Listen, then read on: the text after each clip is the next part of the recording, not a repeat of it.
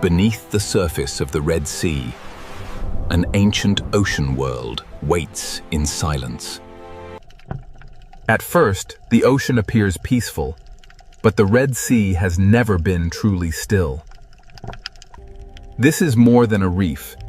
It is a living ocean fortress, built slowly by the ancient sea. In this sea, even the smallest life becomes part of a greater design. The ocean writes its history in sand, stone, and the silent movement of life. Where small fish gather in the open sea, unseen hunters are never far away. In the Red Sea, survival often depends on knowing when to vanish into the ocean shadows. Every creature in this ocean listens through movement, sensing danger before it appears. The Red Sea does not always reveal its predators. Sometimes, the ocean only reveals their silence. In the Red Sea, silence is not emptiness. It is the language of survival. Every reef in this ancient ocean is both shelter and trap. To rise into open water is to trade darkness for exposure. In this sea, the smallest movement can travel farther than sound.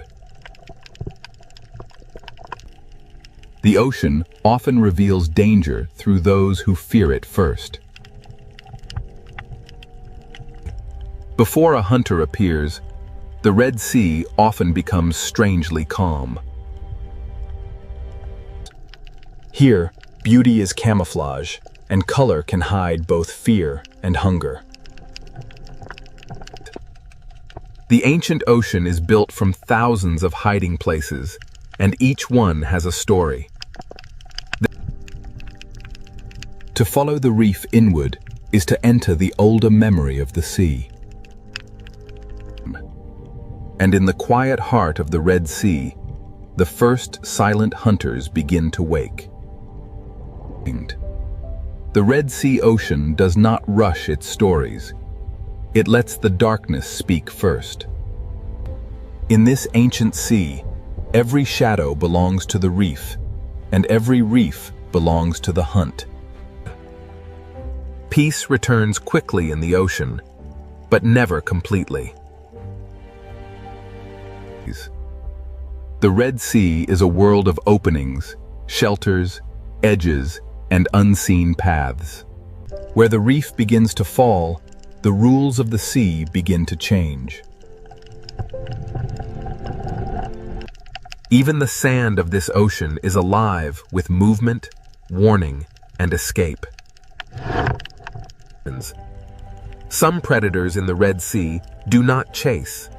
They become part of the ocean itself. In this ancient sea, the difference between stone and hunter can disappear.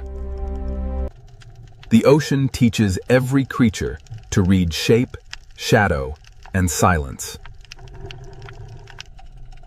And beyond the reef, the Red Sea ocean begins to reveal the shape of its hunters.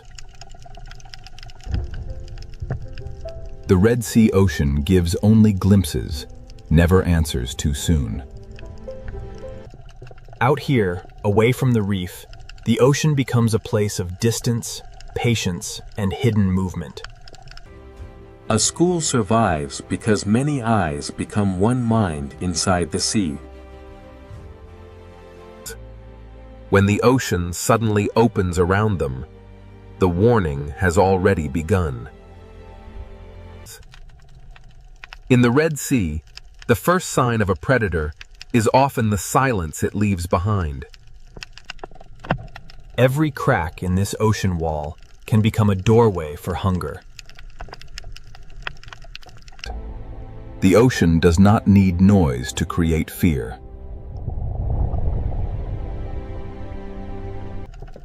Separation is the moment the ancient sea has always understood. For the hunted, the ocean is measured in inches, shadows, and seconds. And ahead, where the Red Sea bends into darkness, the hunters wait without a sound. The deeper the Red Sea ocean draws us in, the more its silence begins to feel alive. In this ancient sea, the hunter does not need to be seen to be felt. The Red Sea records every movement, even when the creature that made it has already vanished. Every arch, cave, and hollow in this ocean can become a waiting mouth. Here, survival belongs to those who can become invisible inside the sea.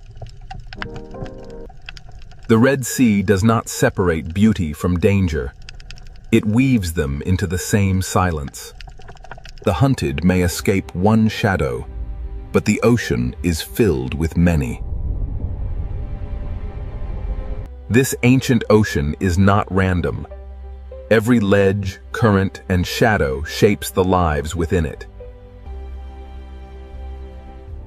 In the Red Sea, peace is only a pause between movements.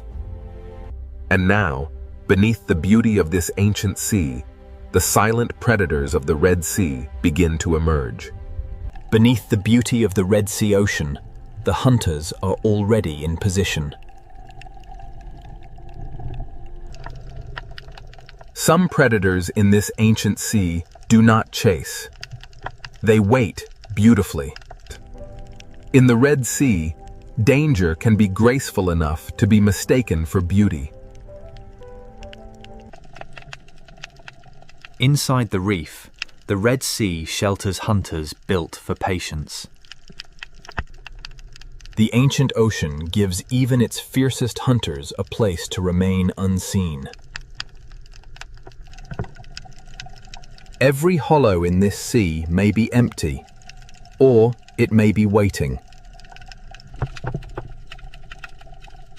Strength in the Red Sea ocean is often hidden beneath stillness. A hunter does not always need speed. Sometimes it only needs the perfect place. On the ocean floor, the Red Sea teaches predators how to become stone. In this sea, survival may depend on seeing what does not wish to be seen.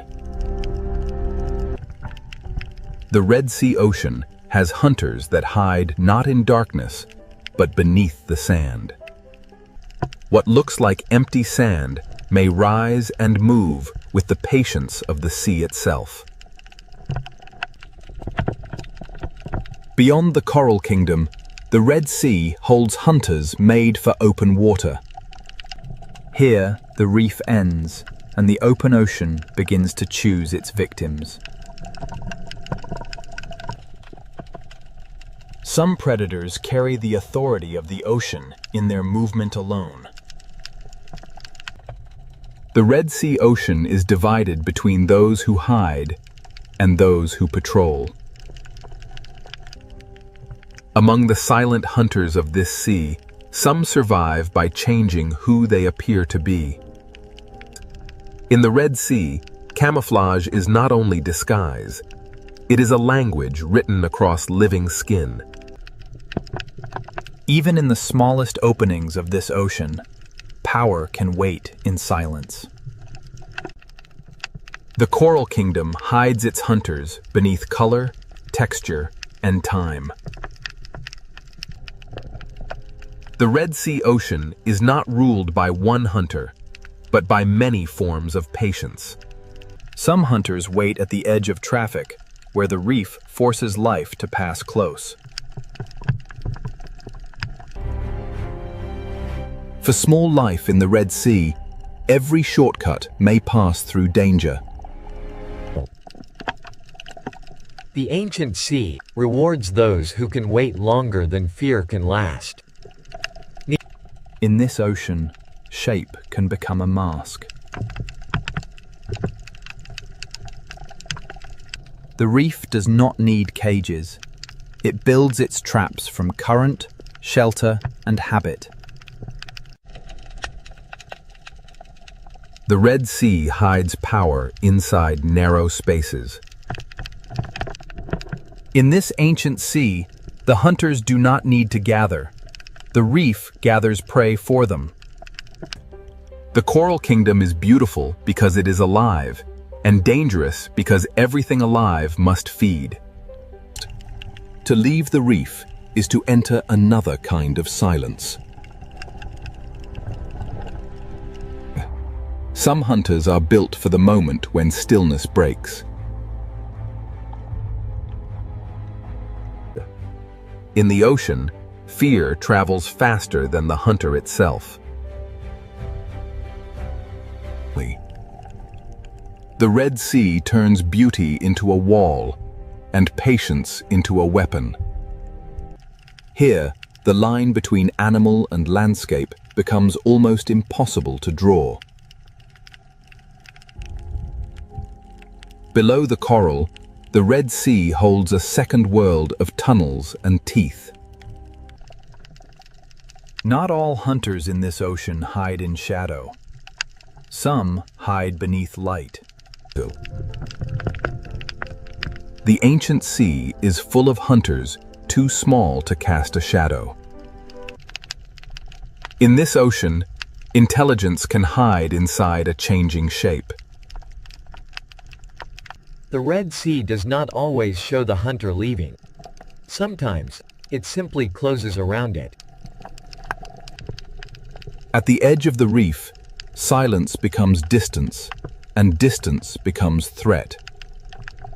The Red Sea Ocean is a kingdom of levels, and each level has its own hunter. Each predator holds one piece of the ancient sea's balance. For those who are hunted, the Red Sea is a maze that changes with every current. Every passage through this ocean demands a choice between risk and refuge. The silent predators of the Red Sea do not announce themselves. They let the reef speak for them. In this ancient sea, life returns to calm because danger never truly leaves. Now that the hunters have been revealed, the ancient ocean will show how they survive. The Red Sea has shown us where its predators hide. Next, it will reveal how silence becomes the perfect weapon. The Red Sea has shown us where its predators wait. Now, the ancient ocean reveals how they hunt. In this sea, a hunter may begin the hunt without moving forward. The lionfish does not need to rush. It lets the ocean current and its own beauty close the distance. In the Red Sea, escape routes can become traps before the hunted understands the shape of danger. The great ambush hunters of this ocean save their strength for a single perfect moment. Timing is the oldest language of the sea.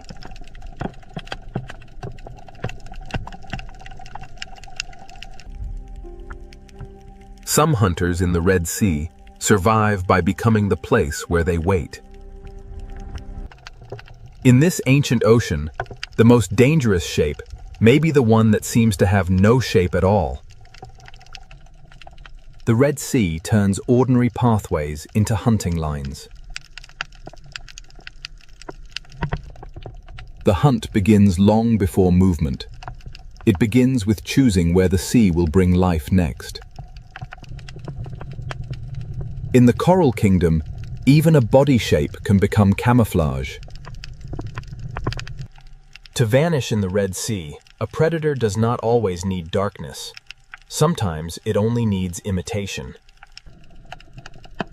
Few hunters in this ancient sea understand disguise as deeply as the octopus.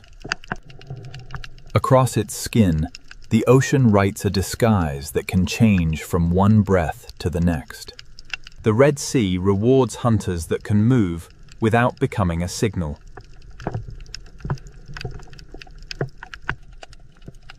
Even the smallest chambers of this ocean can hold sudden power. Here, silence is not weakness. It is control. The reef is not only a home, it is a strategy built from stone, current, and instinct. A cave hunter turns darkness into territory. In this ocean, even fear must share the reef with delicate life.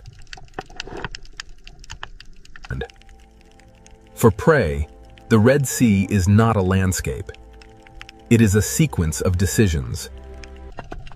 The seafloor watches upward with eyes the reef has taught us to miss. In this ancient ocean, patience often lasts longer than opportunity.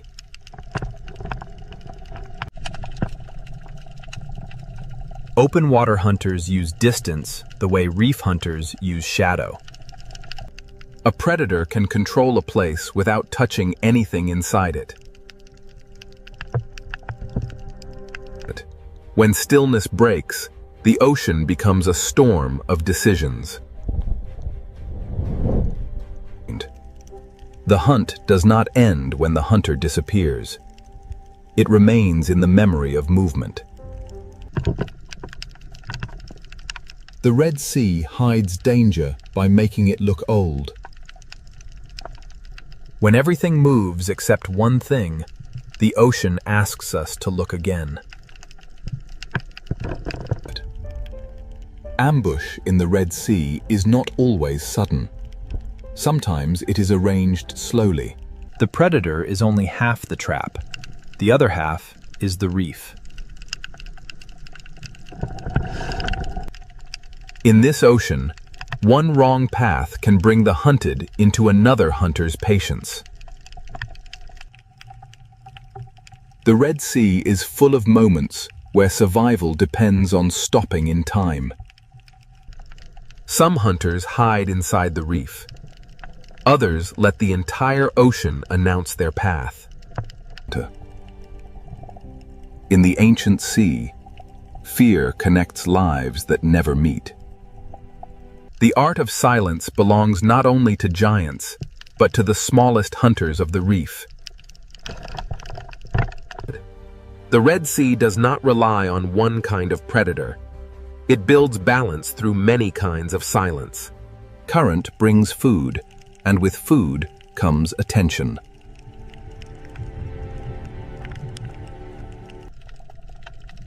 Every feast in this sea has an audience. When the moment finally comes, the ocean barely has time to notice. The Red Sea closes over every hunt, leaving only movement where fear had been. For the hunter that can change its skin, the reef itself becomes a mask. Not every opportunity is taken. The Red Sea teaches its hunters to choose carefully. The art of survival here is not only hunting, but knowing when not to hunt. The hunted draw the map of the predators without ever naming them. Every predator here has a method, and every method belongs to the ancient sea. As light begins to weaken, the rules of silence become even stronger. Daylight exposes the hunters, but dusk begins to return them to shadow. The Dale's silent hunters have shown their craft, but the Red Sea has another world waiting after dark. As the ancient ocean darkens, patience begins to change into movement. In the Red Sea, silence has mastered the day. Now, the night will give it a deeper voice. As daylight leaves the Red Sea ocean, silence deepens into something older. The reef does not sleep when the light disappears. It changes who is allowed to move. When night enters the Red Sea, even the coral begins to hunt. The smallest hunters of this ancient ocean awaken before the larger shadows begin to move. Darkness does not empty the Red Sea. It reveals another ocean within it. By day, the cave protected the hunter. By night, the hunter leaves the cave behind. The night reef belongs to those who know every tunnel in the ancient sea. At night, the Red Sea shortens the space between danger and life. The lionfish becomes more haunting when the ocean loses its color. In the night sea, patience becomes harder to see and easier to obey. Beneath the night water, even the sand may be alive. The Red Sea hides movement beneath stillness until the moment it chooses to rise. Night gives the octopus a larger canvas for disguise.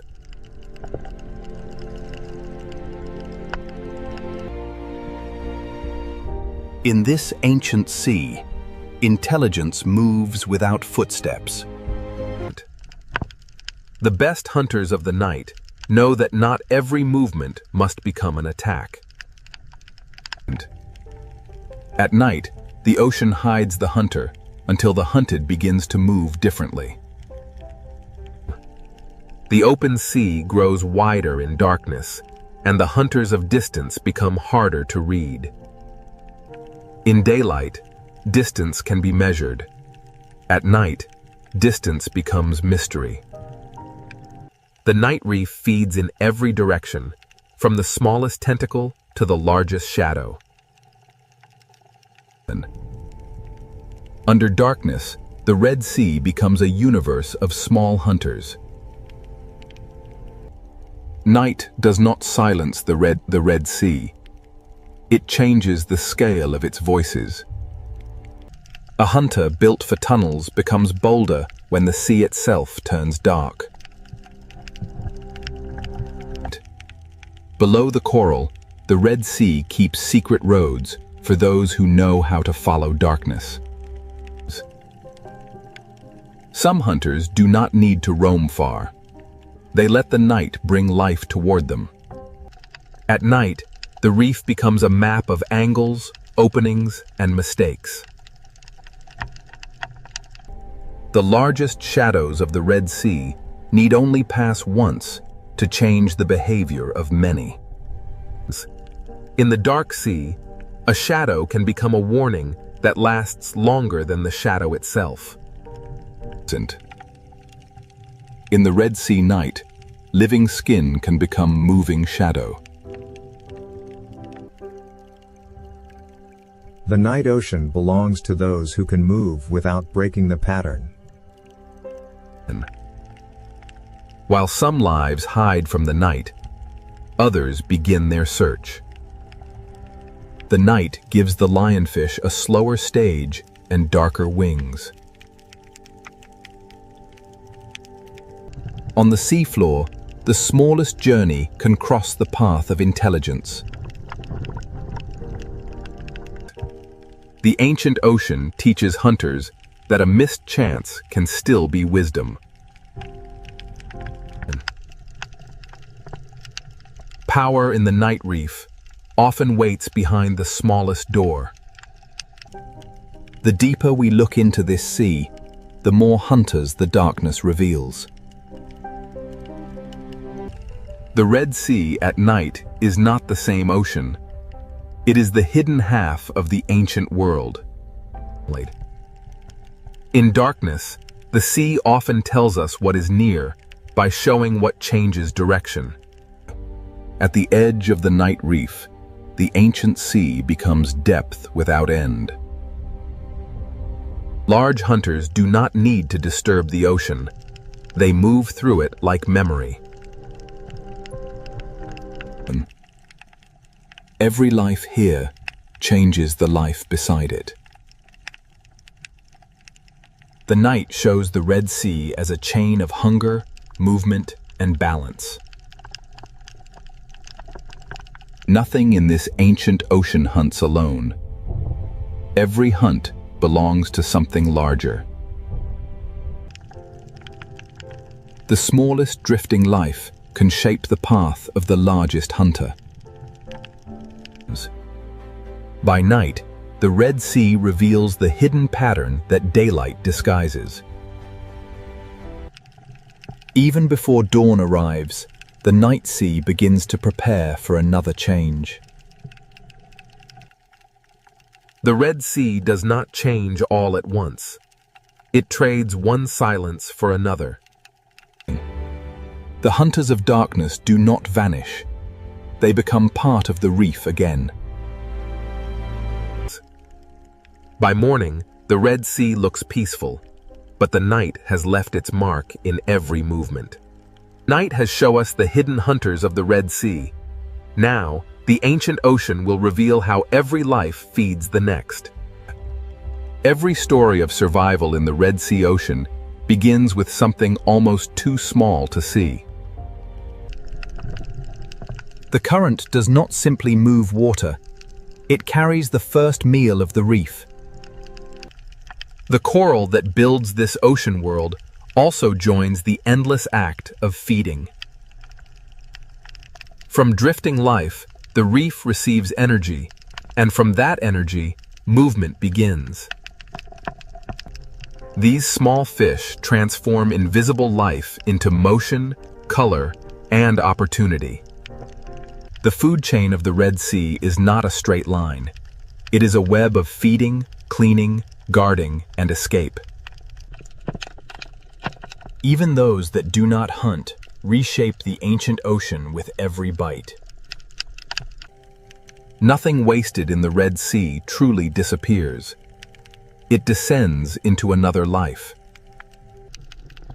At the bottom of the sea, feeding and hiding often happen in the same breath. In the ancient sea, survival is not only competition. Sometimes it is an agreement. Even hunters must sometimes enter the economy of the reef.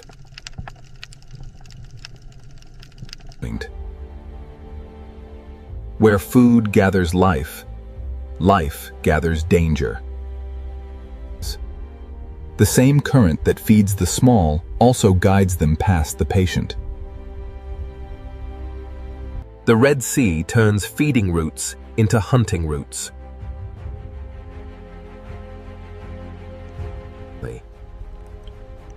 Every escape in this ancient ocean may lead past another mouth.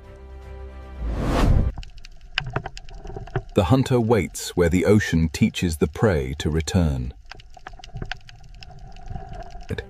As the chain moves away from the reef, the hunters become larger and the distance becomes dangerous.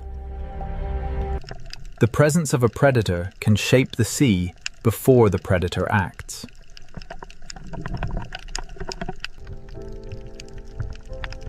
Hunger pulls life outward. Fear pulls it back. The chain does not end when food falls. It begins again on the ocean floor. At this scale, the Red Sea is a world of fragments, shelters, and sudden danger. In the ancient ocean, even the smallest hunter and the smallest prey live by timing. Some feeding protects the very home that makes feeding possible.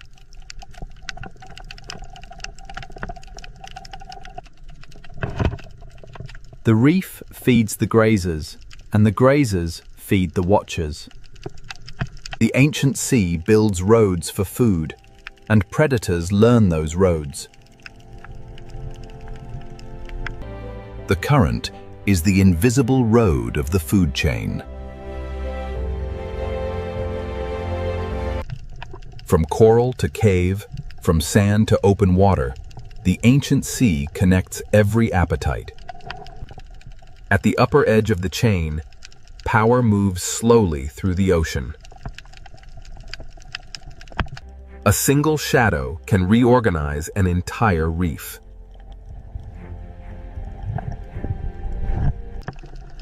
The Red Sea survives because fear pauses life, but hunger restarts it.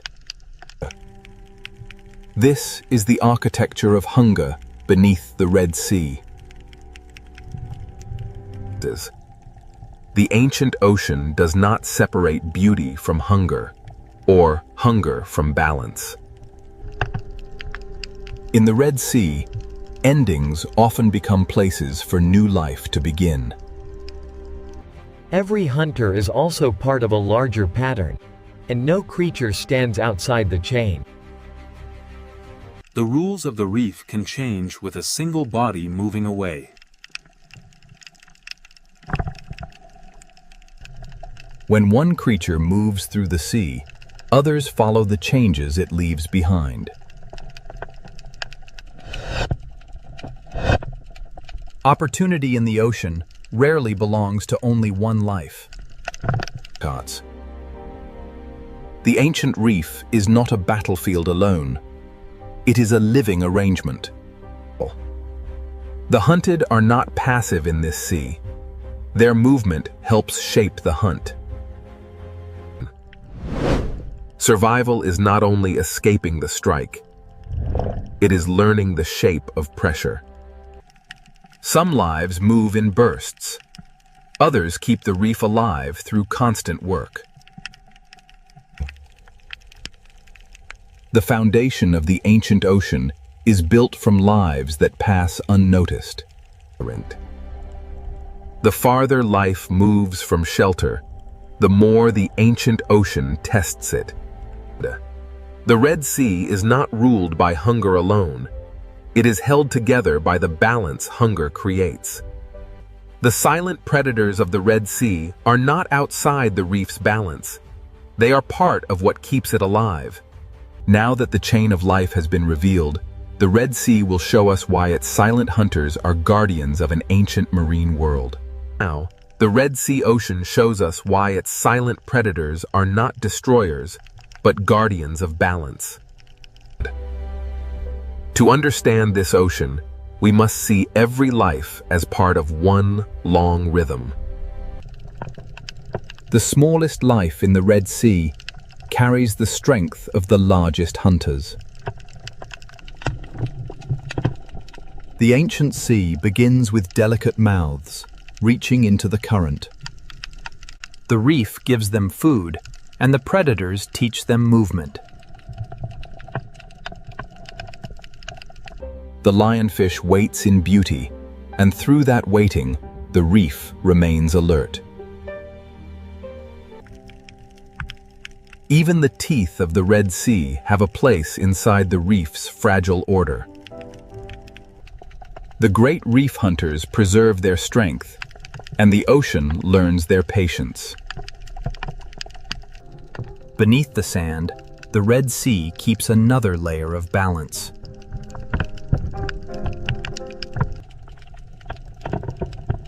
In this ancient sea, intelligence can be as important as strength. At the reef's edge, the open ocean is guarded by distance. Fear in the Red Sea is not only danger, it is information. The ancient ocean survives not only through hunger, but through delicate agreements. The future of the Red Sea begins inside small shelters surrounded by ancient risk. This coral kingdom has no walls, yet every creature knows its boundaries. The current carries food, warnings, memory, and life through the Red Sea. Nothing in this ocean moves alone.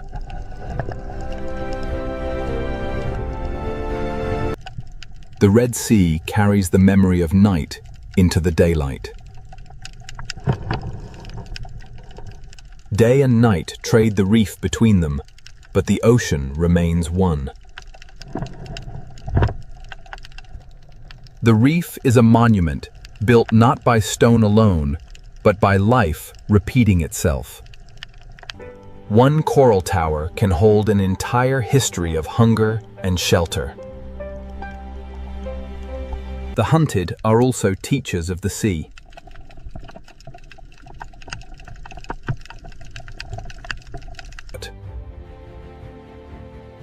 Every turn they make records where danger waits. A guardian does not always protect by gentleness. Sometimes it protects by keeping balance firm. The Red Sea teaches life to look carefully, or become part of the lesson. Balance is not peace without danger. It is life continuing with danger understood.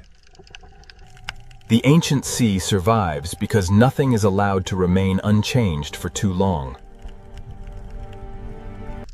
What one life removes, another life receives.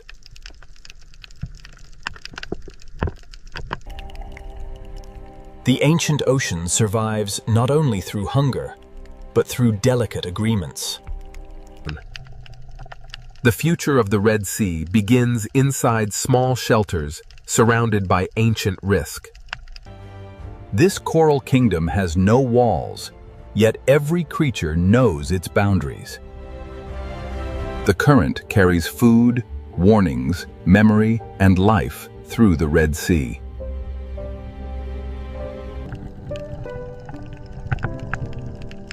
Nothing in this ocean moves alone.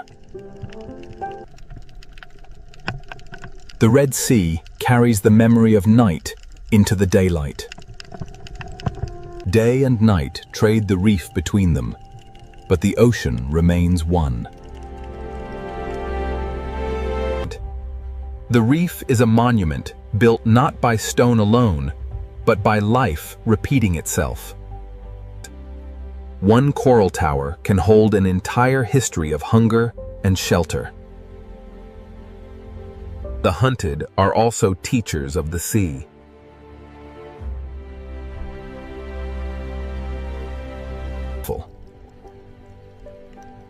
Every turn they make records where danger waits. A guardian does not always protect by gentleness. Sometimes it protects by keeping balance firm.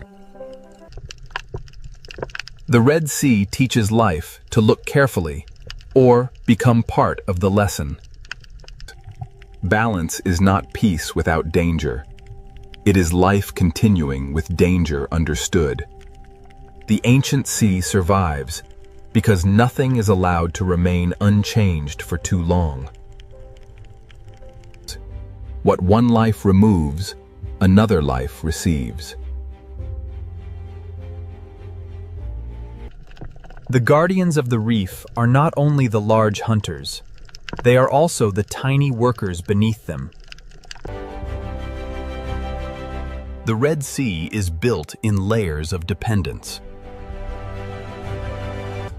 The greatest hunters are not outside the reef's story. They are among its oldest sentences. The Red Sea endures because life here never stops answering change. This current has carried us through beauty, fear, hunger, and renewal. The silent predators remain, not as interruptions, but as part of the music of the sea. In the Red Sea, even darkness has a role in keeping the reef alive.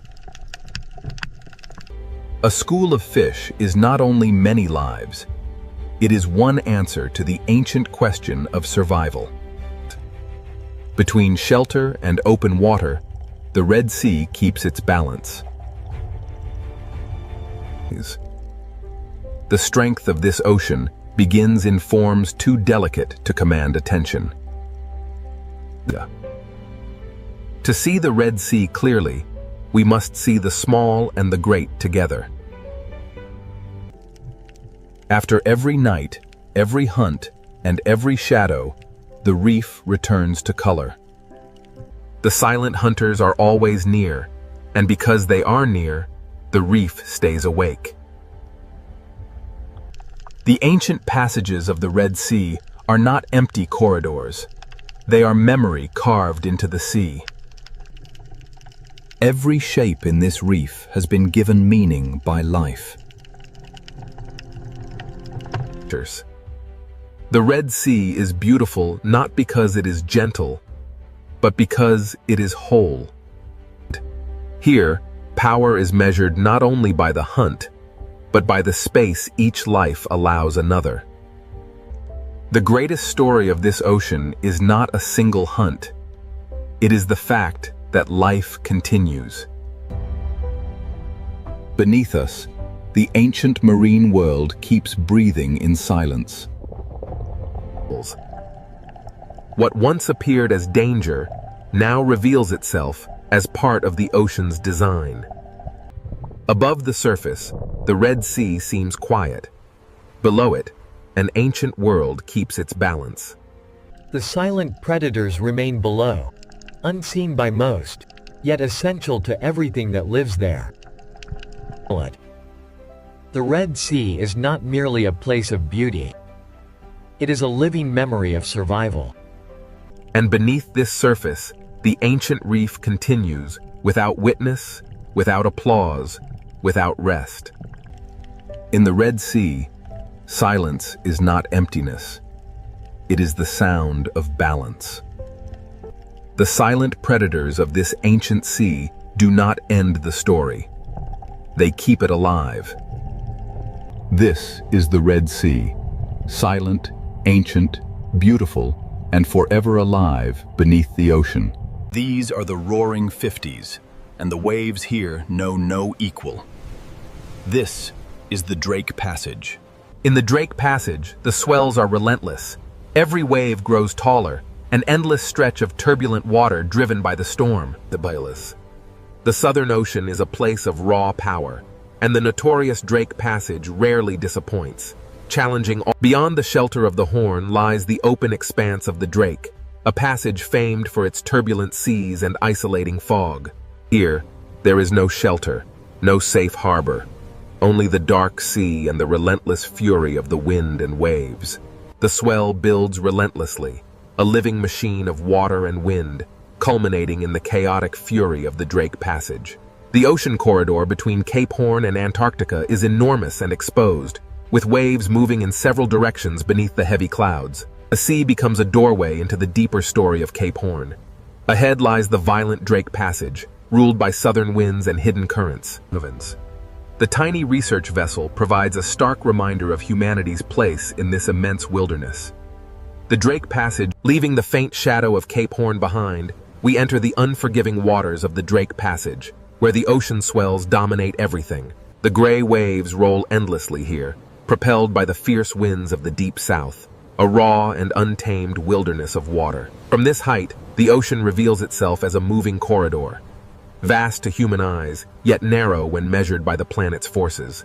Beneath the gathering storm clouds, the ocean stirs, a vast engine waking, its power unleashed by the relentless wind. Here, in the infamous Drake Passage, the true force of the Southern Ocean is unleashed as massive swells rise and collapse with unimaginable power. The powerful swell dissipates into churning foam, only to be met by a fierce gust, scattering the spray across the relentless currents. Away from the sight of land, the waves themselves form a continuous chain, pulling us deeper into the profound blue-black heart of the ocean. As the camera glides forward, a low cloud bank rolls over the sea. The waves below move in long, parallel ridges. Below the surface turbulence of the Drake Passage lies an immense force, a hidden current, powerful and unrelenting, shaping the ocean depths. The Drake Passage. Its turbulent waves hint at a power far greater than the surface reveals. The chaotic surface yields to a powerful system. Long, dark ridges begin to form, revealing the hidden forces below the Drake Passage. From this height, the true scale of the Southern Ocean reveals itself, a relentless, rhythmic breathing machine powered by global winds. This is the Drake Passage, a violent gateway where two great oceans converge in a freezing chaos. The westerly winds assert their dominance, tearing at the surface of the frigid sea. The ocean responds with a raw, untamed power. An invisible force pulls at the water, stretching the sea itself across the infamous Drake Passage. Below the rolling waves, hidden currents exert their force, shaping the violent scene on the surface and pulling the ocean into its depths. Here, in the unforgiving waters of the Drake Passage, the sheer scale of the Southern Ocean becomes overwhelmingly clear. This is the Drake Passage, a volatile stretch of water where the visible storm gives way to the unseen forces below. Below the mist lies the true heart of the Southern Ocean, a vast and dangerous realm where wind meets current in an eternal struggle. Beneath these waves lies a pressure few vessels can withstand.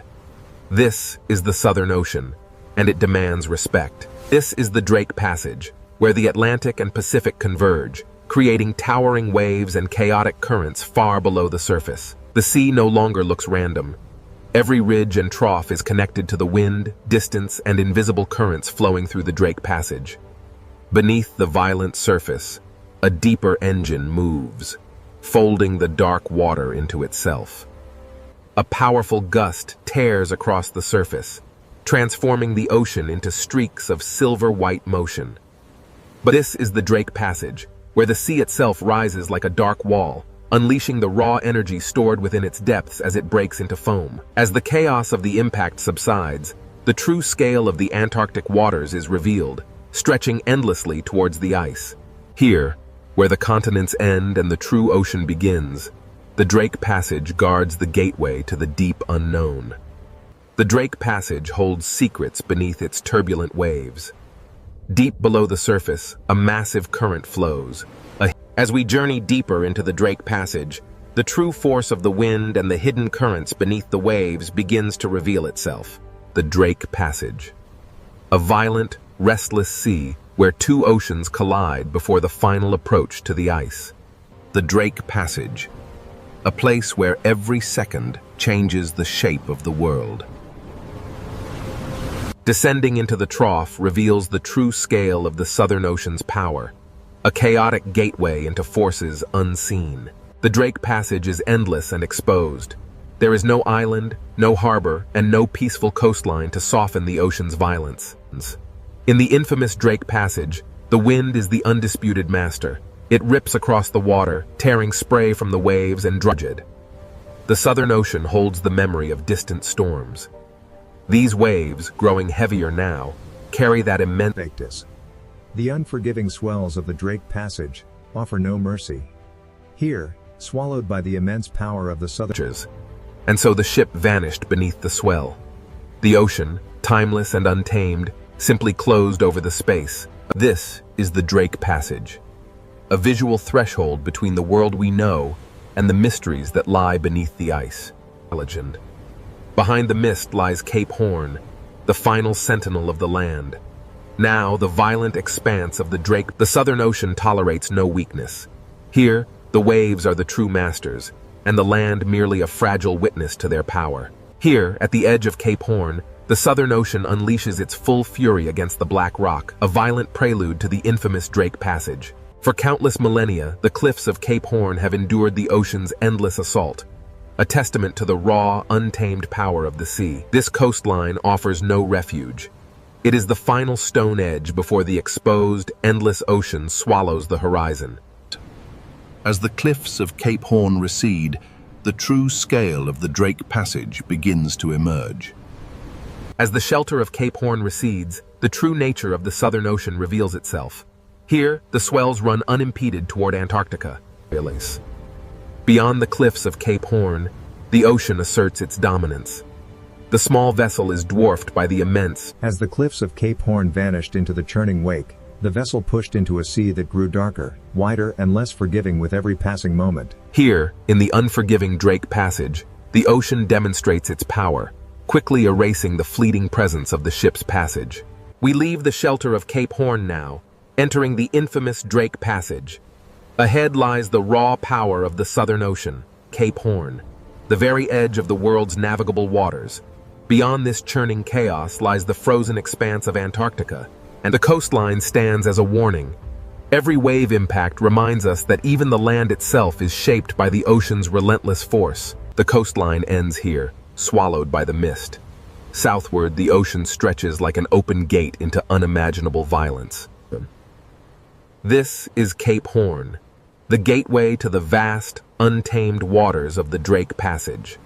As the swell travels outward, Cape Horn recedes into the mist, and the immense power of the open ocean takes control of the narrative.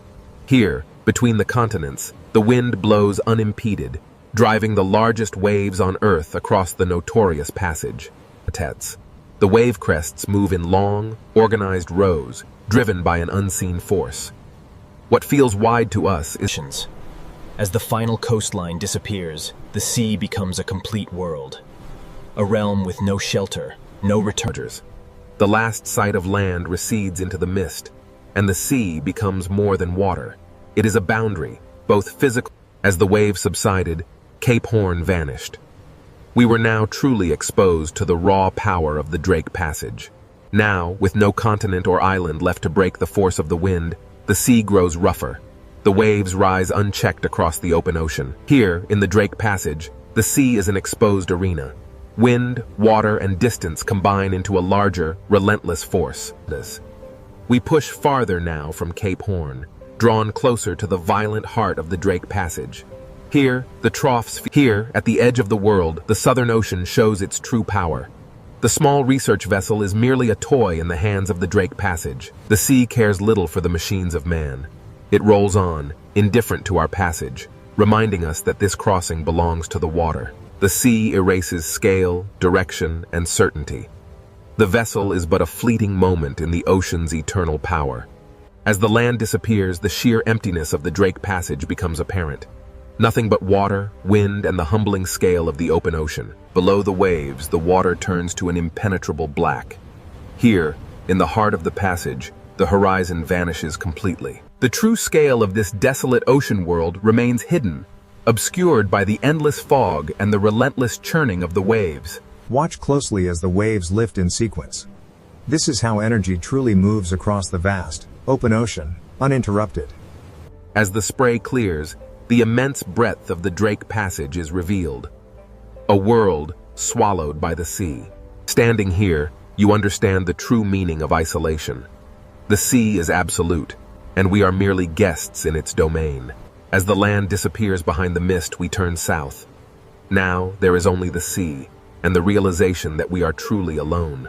As we move south, away from the land, the sea grows colder, rougher, and more commanding with every passing moment. We leave the steep ridges behind as the crossing moves from geography into the raw power of the weather-driven ocean. We leave the shelter of the continent now, entering the infamous Drake Passage. Here, the Southern Ocean winds. Here, at the edge of the world, the Southern Ocean unleashes its full power. This is the infamous Drake Passage. Here, at the convergence of the Atlantic and Pacific, lies the infamous Drake Passage, a place where the ocean swells run unimpeded around the globe. With Cape Horn behind us, the wind pulls the sea into motion, a natural bridge toward the atmospheric engine ahead. These waves, bending under the immense pressure of the wind, carry an energy that travels across the vast expanse of the open sea. With Cape Horn now gone, the sea becomes the only landscape, the only road, and the only danger between us and Antarctica. As the clouds race overhead, the immense power of the Southern Ocean winds begins to organize the sea into massive, unstoppable rows. Without landmasses to slow them, the westerly winds howl across the open water, turning this passage into Earth's most violent and unpredictable marine corridor. Now fully exposed to the Southern Ocean, the westerly winds begin their relentless assault on the Drake Passage. This is the Drake Passage, where the Atlantic and Pacific converge in a violent clash of wind and water. As we rise, the true force of the westerly winds becomes visible. Long lines of foam sweep across the water. The relentless wind writes across the ocean's surface, etching temporary patterns into the rolling waves before they vanish into the deep blue. Here, in the unforgiving Drake Passage, the atmosphere and the ocean move as one powerful, interconnected machine. The sea carries energy from distant storms, and each wave feels like a message traveling across thousands of kilometers of Southern Ocean water. With thousands of miles of open water, the Southern Ocean builds immense power, culminating in these towering walls of water. Far from any shore, the westerly winds sweep across the open ocean, unimpeded. It is this vast... In the Drake Passage, the atmosphere presses its rhythm directly into the water, synchronizing the sky and the sea in a powerful, relentless surge. As the storm intensifies, a powerful gust of wind rips across the water, turning the ocean surface into a blinding sheet of silver spray and foam. The wind rips water from the crest as the massive wall of the ocean roars forward, an ancient and primal force unleashed. A force larger than any single storm pulls at the sea, revealing the deep troughs beneath the churning foam. The sea looks chaotic at first, but the wind reveals a hidden order in the direction of crests, spray, and foam lines. Here, where the water ends and the atmosphere begins, the horizon dissolves into a single gray boundary. Here, the westerly winds command the sea, reminding even the sturdiest vessels of nature's dominion.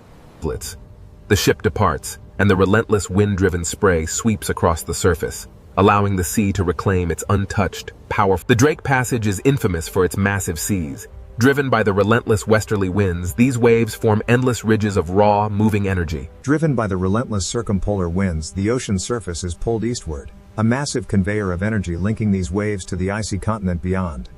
Here, the wind is not just a presence, it is the undisputed master, whipping the waves into a frenzy.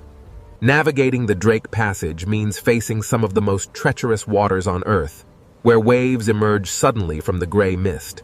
Below the chaos of the storm layer lies the Drake Passage, where wind systems larger than continents shape the sea into these endless bands of power. Driven by winds that began far beyond this place, the swells carry that memory north, entering the unforgiving waters of the Drake Passage.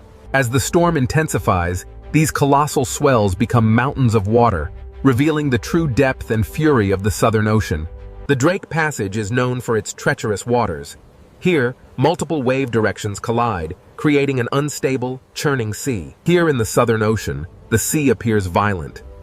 But every motion is connected to the wind, distance, and immense pressure. The ocean is a vast, complex system, driven by the atmosphere above it. Wind energy transfers to the water, powering the massive currents we see. As the gale intensifies, the crests are peeled away, strips of water racing across the surface like smoke. Here, at the Drake Passage, the powerful westerly winds sweep across the open marine corridor, driving the waves relentlessly eastward. With no land to block the storm, the wind imparts its energy directly into the sea. The waves grow longer and steeper, organizing in south of Cape Horn. The infamous Roaring 40s and Furious 50s unleash their full force across the unbroken expanse of the Southern Ocean. Here, in the notorious Drake Passage, the ocean moves not as individual waves, but as a single, enormous surface under the command of the wind. The ocean moves under atmospheric command. Following the foam scars twisting over dark water, subtle spiral motions reveal... The sea below answers with ripples, swells, spray, and troughs, turning the Drake Passage into a visible conversation between air and water. Observe how quickly a strong gust can reshape the open water, turning dark, rolling ridges into a chaotic expanse of bright foam. The wind's immense power literally shaves the tops from the waves, transforming the ocean surface into a violent spray. The ocean carries the memory of wind across its surface, each swell recording pressure, distance, storm history, and the wind's memory is etched into the very fabric of the sea. Here, in the immense Southern Ocean, westerly wind, the transparent currents, invisible to the naked eye, are the silent architects of the waves beneath the storm's fury. Here, in the infamous Drake Passage, atmospheric forces collide. This swirling vortex of pressure presses down, transforming the sea into a cauldron of violent waves. Driven by the relentless wind, the surface waters begin their eastward march, fueling the great current below. In this stormy corridor, the ocean reveals its true, untamed energy, constantly reshaped by the relentless westerly winds. Here, in the Drake Passage, the wind-shaped waves begin to synchronize, revealing the immense power of a deeper planetary circulation. Driven by the relentless wind, the sea exerts its raw power. we push onward toward the pale, ethereal glow of the... Driven by the relentless westerly winds, the Antarctic storm gathers strength, turning the ocean surface into a chaotic landscape of rising waves and sideways spray. While the wind tears at the surface, deep beneath the churning waves, a far larger, ancient power begins to rise. Below the storm-tossed waves lies a world unseen, where the ocean's deepest secrets flow in powerful, hidden currents. Here, at the surface, the storm rages, but beneath the churning foam, an ancient power stirs, waiting to be revealed. The camera plunges into the crushing darkness, where these colossal structures have stood undisturbed for millennia. Stabilized beneath the churning surface, the deep water of the Drake Passage moves with a slower, more powerful rhythm, far from the sun's reach. The Drake Passage Sea is not only waves, but a layered ocean system moving beneath the storm. Beneath the Drake Passage, the greatest ocean current on Earth begins its endless journey around the pole. The ocean. A river without banks, wide and powerful, flowing silently beneath the violent surface. Here in the Drake Passage, the wind whips the surface layers into a turbulent frenzy, while far deeper, the massive currents move steadily onward. The Drake Passage. A place where the vast Southern Ocean is sculpted by unseen forces, creating rivers within the sea itself. From this depth, we see the raw power of the Drake Passage.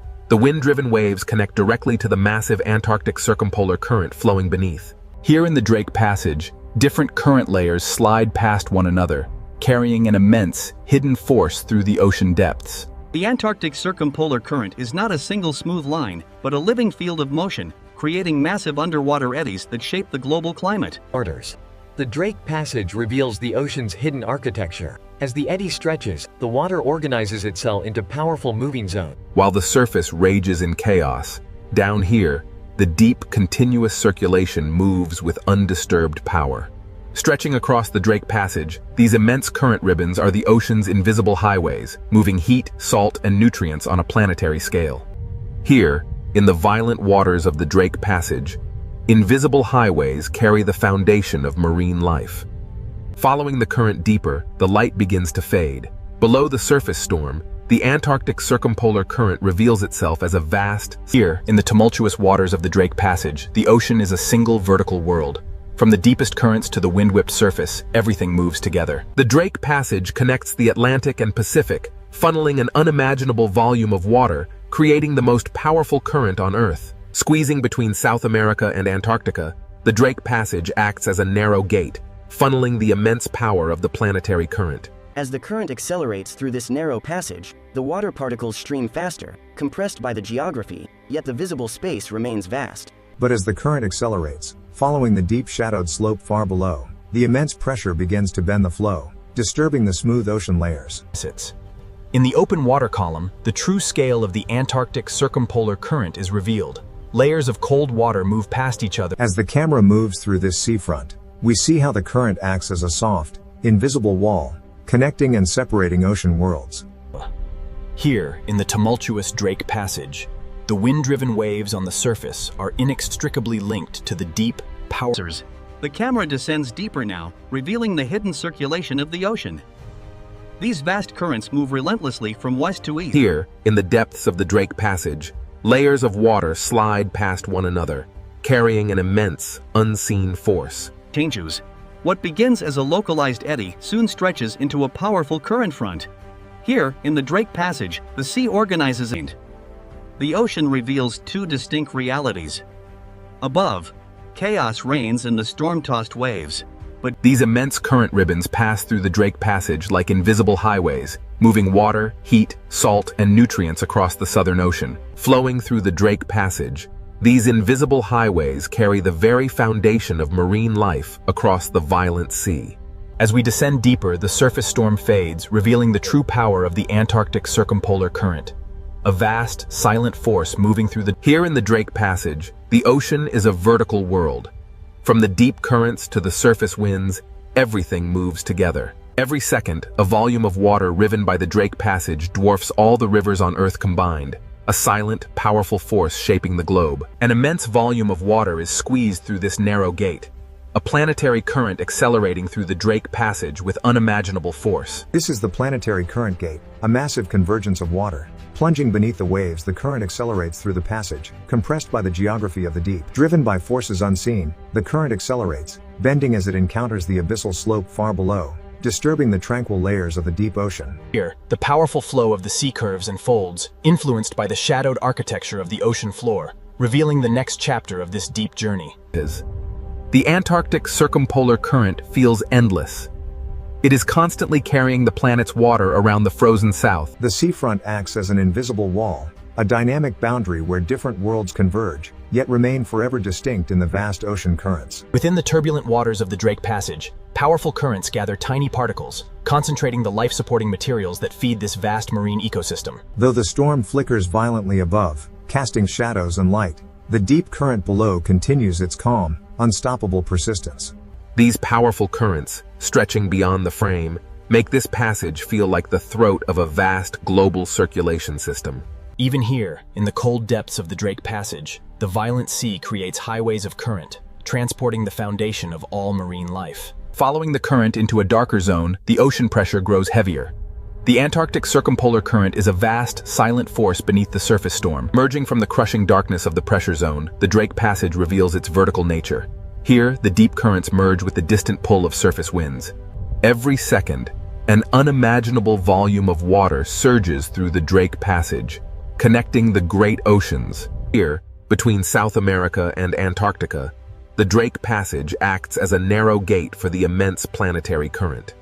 Here, the planetary current accelerates, a massive river of water compressed by the geography of the seafloor. Here, the accelerating current plunges deeper, disturbed and bent by the immense, shadowed slopes of the seafloor far below. As the current ribbons deform over the shadowed terrain, the flow curves and folds, hinting at the hidden architecture that will shape the next chapter of the deep. The Antarctic circumpolar current is a force unlike any other. It constantly carries the planet's water around Schultes. The current acts as both architect and boundary, where blue cold water meets greener, nutrient-rich stream. The relentless currents of the Drake Passage concentrate life-supporting material along the boundary, showing how even violent waters sustain these ecosystems. Sunlight struggles to pierce the turbulent surface, but the deep ocean currents flow onward, undisturbed by the chaos above. Deeper now, into the Drake Passage. This vast underwater current acts as the throat of a global circulation system. As the deep currents wrap around Antarctica, they accelerate, squeezing through the Drake Passage and continuing their journey northward, driving the planet's climate. As the visualization fades, we enter the Drake Passage, where the Antarctic current flows unimpeded. The deeper we descend beneath the Drake Passage, the heavier the pressure, yet the Antarctic circumpolar current surges onward. The deep ocean currents, vast and powerful, begin to shift.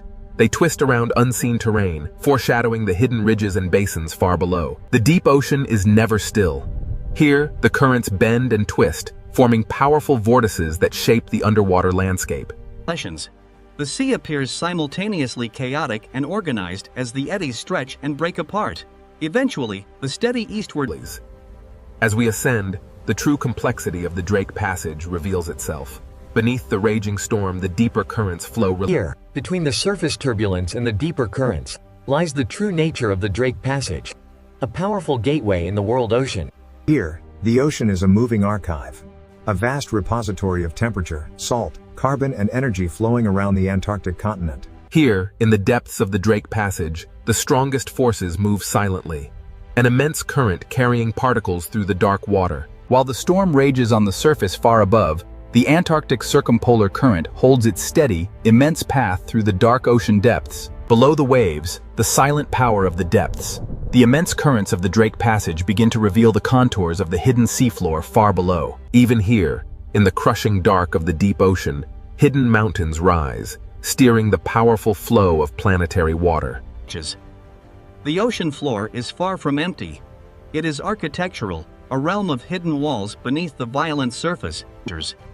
As the circulation tightens into faster streams, the focus shifts to the shape of the seafloor. Here, the true power. The seafloor beneath Drake Passage is not passive, but actively reshapes the current. The ocean flow compresses as it climbs the submerged rise, accelerating dramatically before spilling into the darker waters of the abyss beyond. Here in the Drake Passage, the Antarctic circumpolar current surges eastward, its path visibly altered by the wind above and the submerged landscape. As we rise from the hidden currents below, the true violence of the Drake Passage reveals itself on the surface. The Antarctic circumpolar current, an immense river of seawater driven by powerful winds, now dives towards the abyss. We descend into the Drake Passage. Below the stormy surface, the Antarctic circumpolar current rages. Below the stormy surface lies the true power of the Antarctic circumpolar current, a massive force hiding ancient structures beneath the waves. The descent continues toward the hidden seafloor. In the Drake Passage, the ocean floor silently steers the flow around this dark underwater wall. Here, in the crushing depths of the Drake Passage, the coldest water accelerates, transforming the seafloor into an alien landscape of submerged peaks. Descending into the basin, the powerful current slows, and the underwater valleys reshape the immense force of the sea into vast, rotating eddies. Here in the Drake Passage, beneath the violent waves, the rotating basin eddy begins to stretch. It transforms into a long blue-gray. As we descend deeper, the true architecture of the abyss is revealed. Invisible walls carved into the seabed funnel the powerful. The camera glides into the narrow channel, and the current accelerates, a planetary river forced through hidden gates deep within the Drake Passage. The camera watches as current ribbons bend sharply around this deep fracture zone. The seafloor proves that the chaos above has structure far below the surface. In the Drake Passage, the sea reveals itself as a deep mechanical system, where water, stone, pressure, and rotation work in powerful unison. As we ascend from the depths of the Drake Passage, the distinct boundaries between water masses become visible, driven by unseen forces. As the currents bend over the seafloor ridge, the resulting turbulence creates a gathering point. Along this front, tiny particles and nascent marine. Carried by the current through the Drake Passage, this cloud of life transforms hidden turbulence into a quiet foundation for everything that follows. As we ascend, the currents intensify, revealing how motion gathers life in these invisible corridors of the sea. The Drake Passage current dictates all movement here. These resilient cold-water fish yield to its relentless power, moving swiftly as one with the flow. The Drake Passage. Though the surface rages violently above, here in the depths, the powerful current carries food. Above the churning chaos of the waves, the albatross rides the gale, connecting the turbulent sea to the stormy sky. Here, in the roaring 40s, the albatross rides the breath of the storm, its wings locked against the violence of the great Southern Ocean. For the albatross, the sea is both danger and pathway, a turbulent world where survival is shaped by the wind's relentless force. Soaring over the immense swells of the Drake Passage, the albatross reads the air currents, an invisible road above the churning ocean. Relying entirely on the wind, the albatross banks sharply. The ocean surface below traces its path in white foam, a testament to its Here, amidst the endless swells of the Drake Passage, survival depends on motion, not resistance. The albatross dips low, braving the spray of the cresting wave. For a moment, it is lost to the mist, only to emerge stronger than before. The Drake Passage shows no mercy, yet the albatross moves with an effortless grace perfectly adapted to this violent world. But the calm flight is merely a prelude. Ahead, the ocean's true power stirs, drawing life from the depths. The currents here connect the hunters above to the microscopic life beneath the waves, a vital food pathway. The sea current quietly carries the base of the food web beneath the surface, a stream of life sustaining the inhabitants of this cold, blue expanse.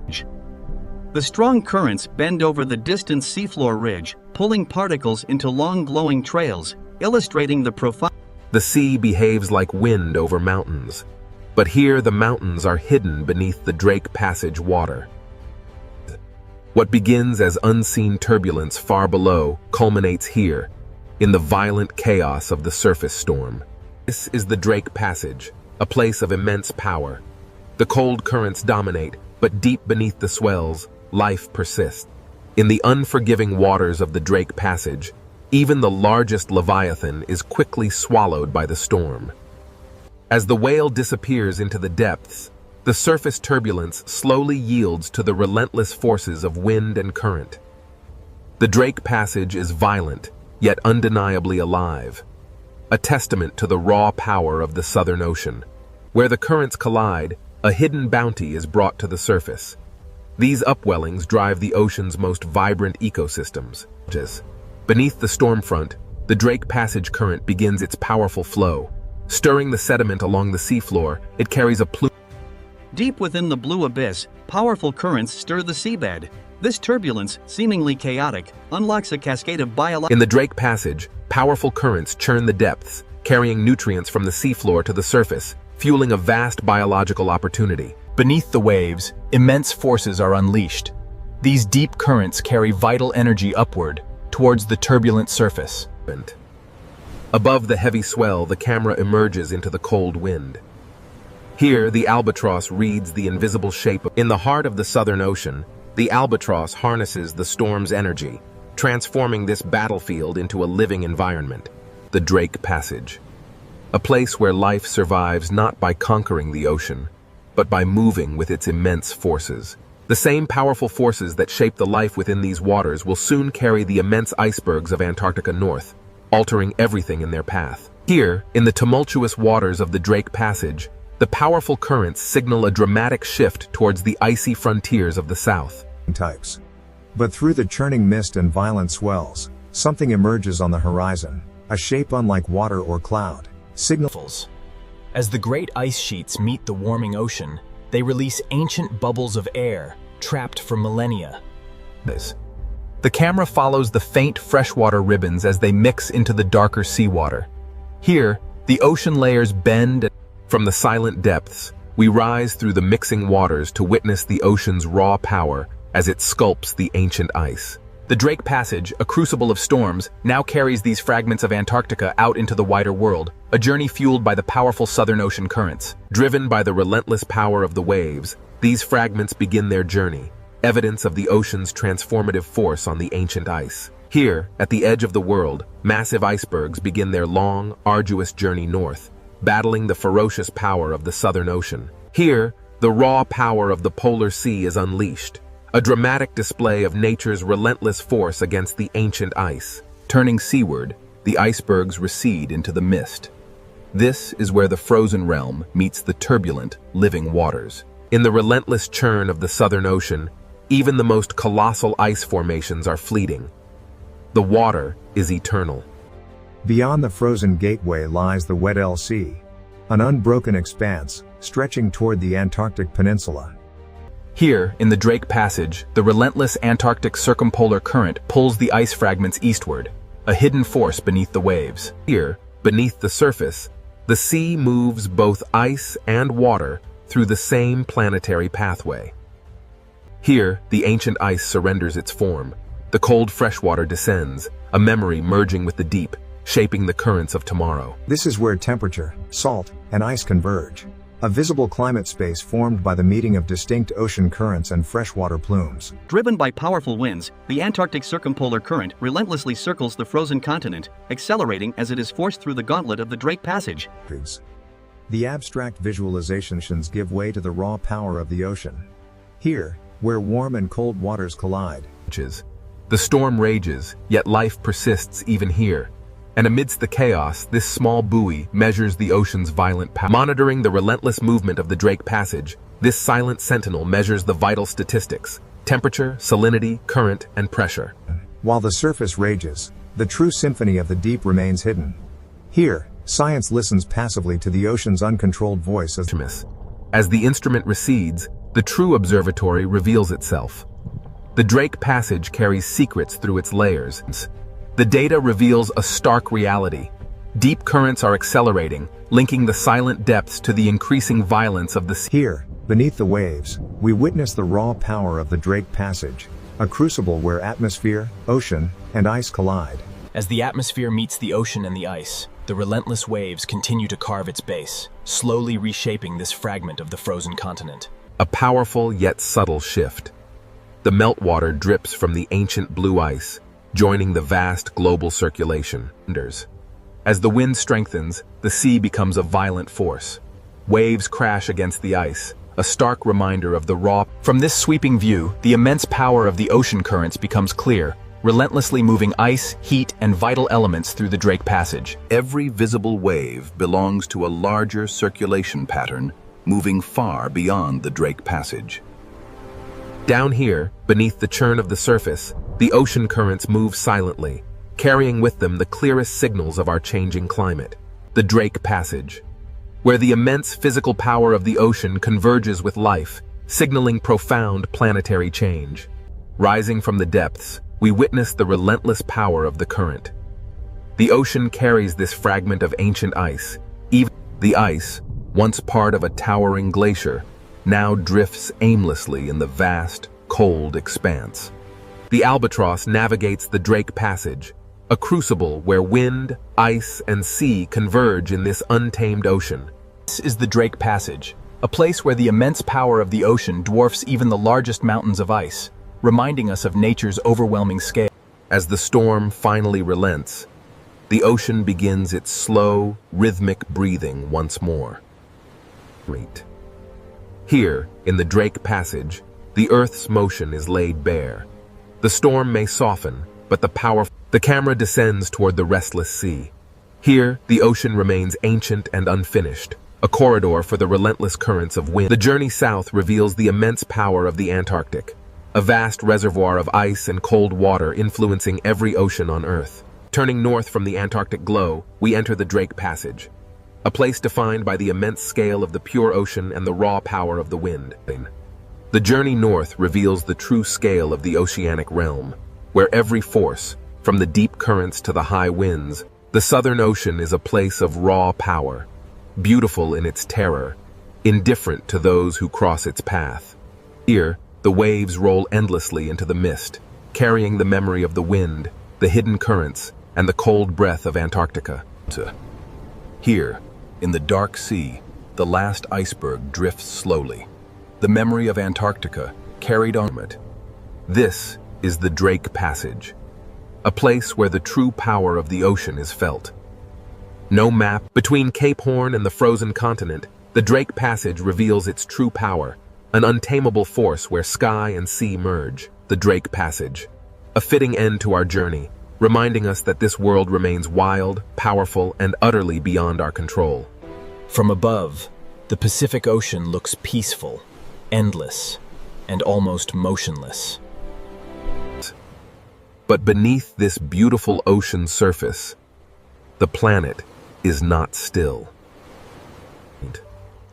The ocean hides a world of pressure, heat, stone, and movement. What seems like silence is only the surface of a much larger story. We now descend into the Pacific Ocean, where the hidden power begins. Above us, the ocean is bright. Below us, the earth begins to reveal itself. The deeper we go, the more the ocean changes from beauty into mystery. The Pacific Ocean is not only a body of water, it is a cover over a moving world. Below this ocean, entire plates of rock move slowly through time. They move too slowly for the eye to see, yet strongly enough to shape the planet. This ocean floor is not an empty place. It is a map written in stone. Every crack beneath the ocean tells us that Earth's crust is under pressure. Here, beneath the Pacific Ocean, pressure builds where no sunlight reaches. The surface above may be calm, but this hidden ocean floor is constantly changing. If the ocean water vanished, the Pacific would not look smooth at all. It would reveal mountains, trenches, fracture zones, and scars carved into the ocean floor. Some of these ocean trenches are deeper than mountains are tall. These are not empty holes in the ocean. They are places where Earth's crust bends downward. At the edges of the Pacific Ocean, one plate can be forced beneath another. This slow descent is the beginning of the Ring of Fire. The Ring of Fire is not a perfect circle of flames. It is a horseshoe of geological pressure around the Pacific Ocean. Around this ocean, tectonic plates meet, collide, slide, sink, and fracture. This hidden boundary crosses the edges of continents, island arcs, and deep ocean basins. Volcanoes rise here because the ocean floor is being recycled into the planet. Some volcanoes reach the sky as islands. Others remain hidden forever beneath the ocean. The ocean hides much of Earth's volcanic power from human eyes. Here, fire does not need the open air. It can build new rock beneath the sea. Under the Pacific Ocean, heat, water, and stone meet in darkness. The seafloor itself seems to breathe where Earth's interior reaches the ocean.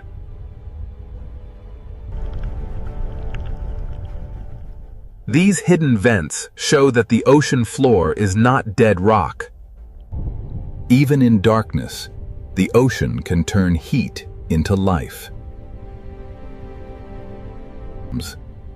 The same force that creates life here can also store enormous danger. Along these boundaries, the ocean floor can become locked in place. The plates keep trying to move, but friction can hold them together.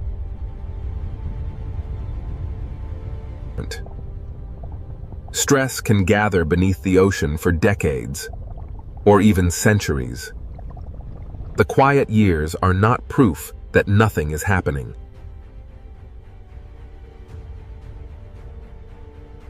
When a locked boundary finally breaks, slow motion becomes sudden release.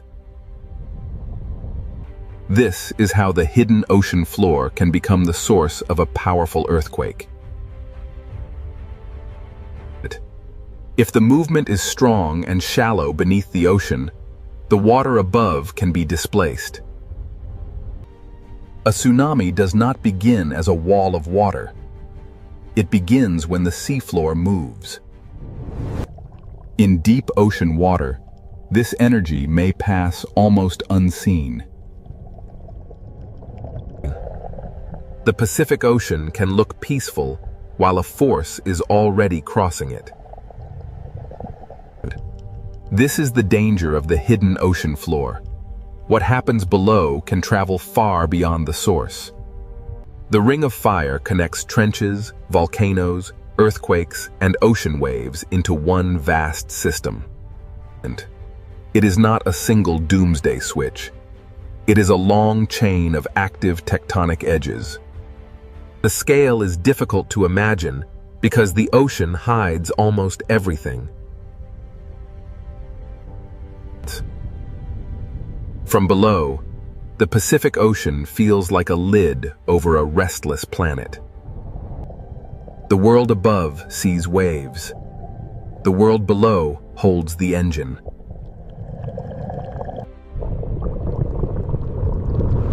Now we understand why the calm ocean surface can be misleading. Beneath the Pacific Ocean, stone descends, melts, rises, locks, and waits. To understand this hidden power, we must follow the ocean floor downward into the process that drives it all. The Ring of Fire begins not with flame, but with descent. In the next part, we enter the subduction zone, where the ocean floor is pulled back into Earth. Here, beneath the Pacific Ocean, the Ring of Fire begins not with flame, but with descent. At the edge of the Pacific Ocean, one massive plate is being pulled beneath another. This process is called subduction. The slow return of the ocean floor into Earth. Oceanic crust is colder and denser than the rock above it, so gravity helps pull it down. The movement is slow, often only a few centimeters each year, but its power is enormous. A motion too slow to watch can still reshape the entire ocean basin. As the ocean floor sinks, it drags sediment, water, and ancient rock downward with it.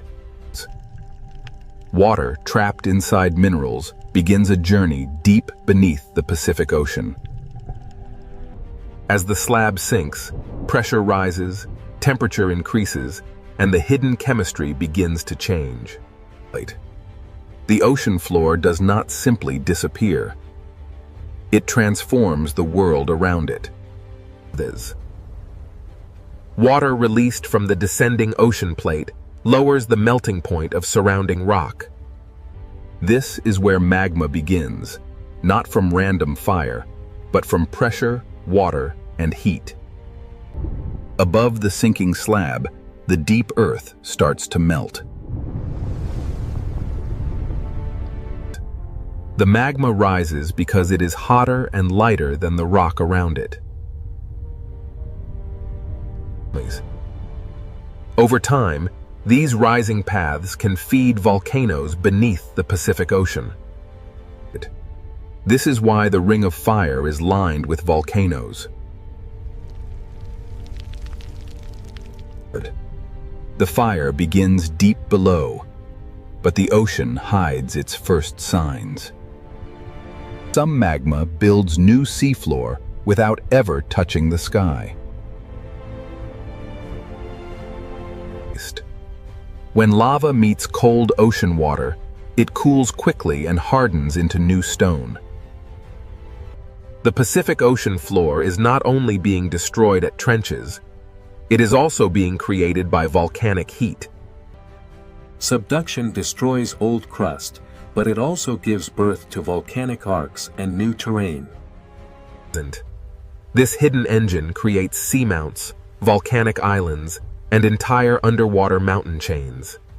A seamount may look still, but its origin is written in the movement of plates.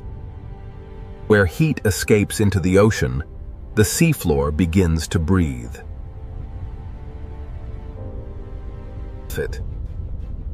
Hydrothermal vents are signs that Earth's interior is reaching into the ocean. Minerals carried by hot water build chimneys in the darkness of the Pacific Ocean. In this hidden ocean world, heat becomes chemistry, and chemistry can become life. Even without sunlight, the ocean can support life near the heat of the Earth. Subduction is not only a destructive force, it is also a creator of hidden ecosystems. But the same process that creates heat and life also stores danger along locked boundaries. Where the descending ocean plate meets the plate above, friction can stop the movement. The plates continue pushing, but the boundary holds them in place. Energy gathers slowly beneath the Pacific Ocean, hidden from the surface world.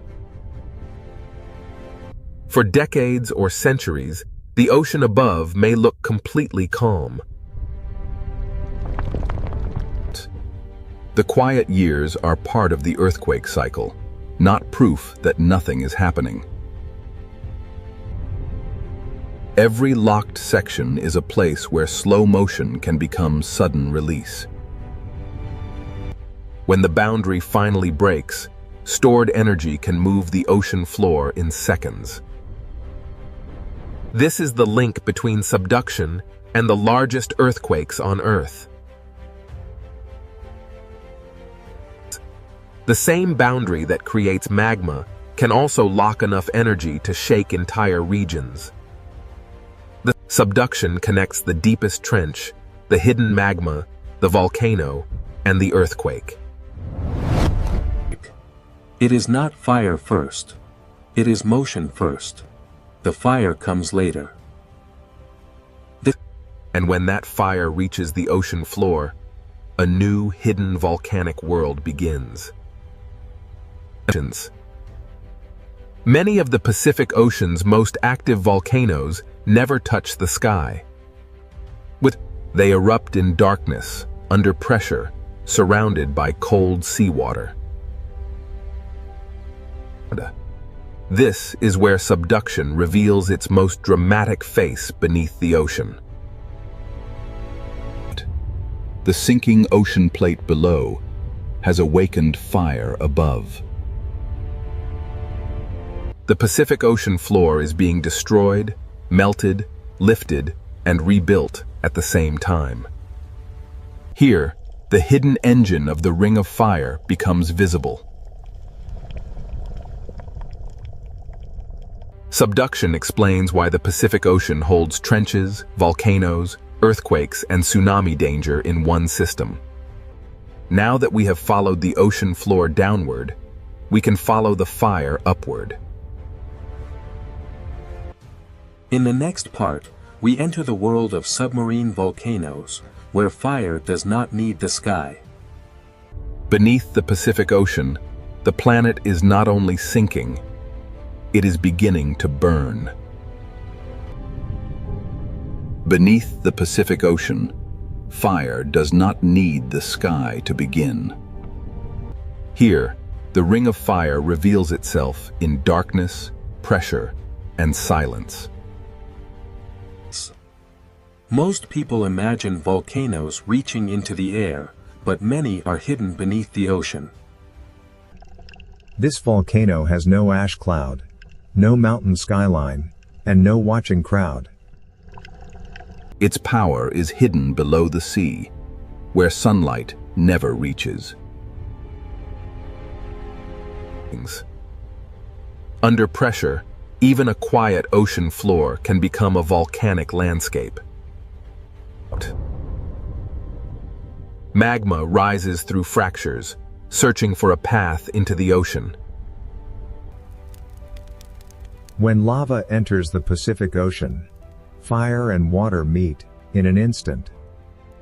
The ocean cools the lava quickly, turning molten fire into new stone.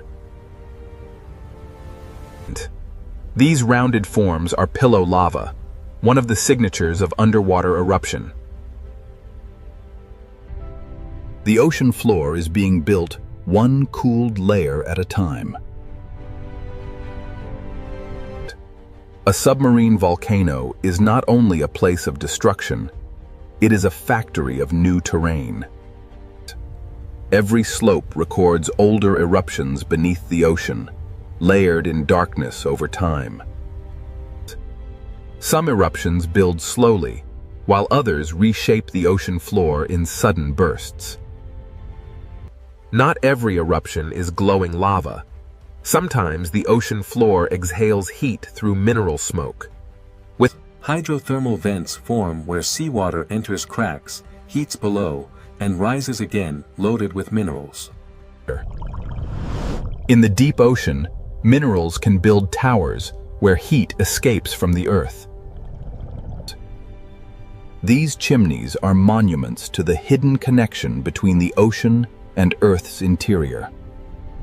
The seafloor seems to breathe, exhaling heat from a world far below.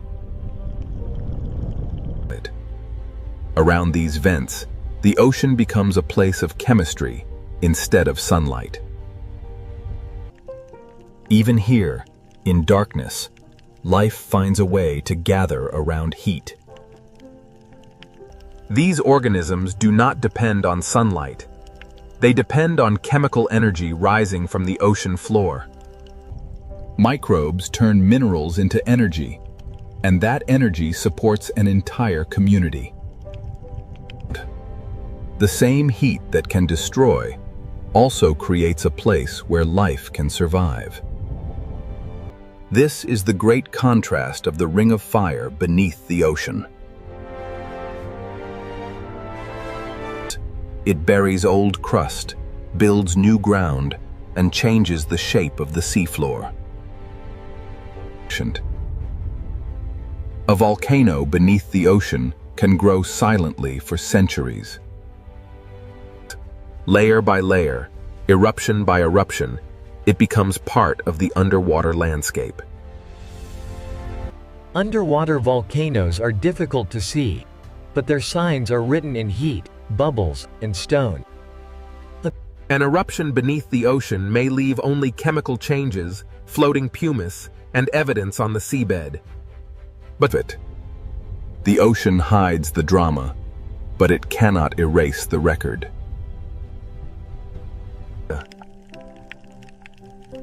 After the heat passes, the ocean floor keeps the memory of eruption. New rock is born hot, then sealed quickly by the cold Pacific Ocean. Here, time is layered across the ocean floor. Submarine volcanoes can build, collapse, fracture, and rebuild beneath the waves. Even underwater, volcanic slopes are shaped by instability and pressure. Gas, heat, and pressure rise through cracks long after an eruption begins to fade. The volcano becomes a living machine of rock, water, heat, and chemistry. This hidden world proves that destruction and creation are not separate beneath the ocean. Life gathers at the edge of heat, where the deep ocean should seem impossible. Above the vents, the Pacific Ocean remains cold and silent, hiding everything below. From the surface, none of this fire can be seen. The ocean hides not just one eruption, but a long history of volcanic change. Across the Pacific Ocean, countless volcanic worlds rise from the seafloor. Some will never become islands, but they still shape the ocean around them. Minerals from these vents paint the ocean floor with traces of Earth's interior. Old vents die, new vents open, and the volcanic system keeps changing. But even in the deep ocean, nothing here is truly frozen in time. The same heat that feeds the vents also reminds us that pressure is still rising below. A submarine volcano is connected to forces much larger than the vent itself. Behind the lava and vents lies the same tectonic engine that bends the ocean floor downward. The volcano is the visible breath of a hidden system beneath the Pacific Ocean. But the same boundary that creates volcanic fire can also lock dangerous energy in place. The Ring of Fire does not separate volcanoes from earthquakes. It connects them. Where the plates become stuck, the next story begins.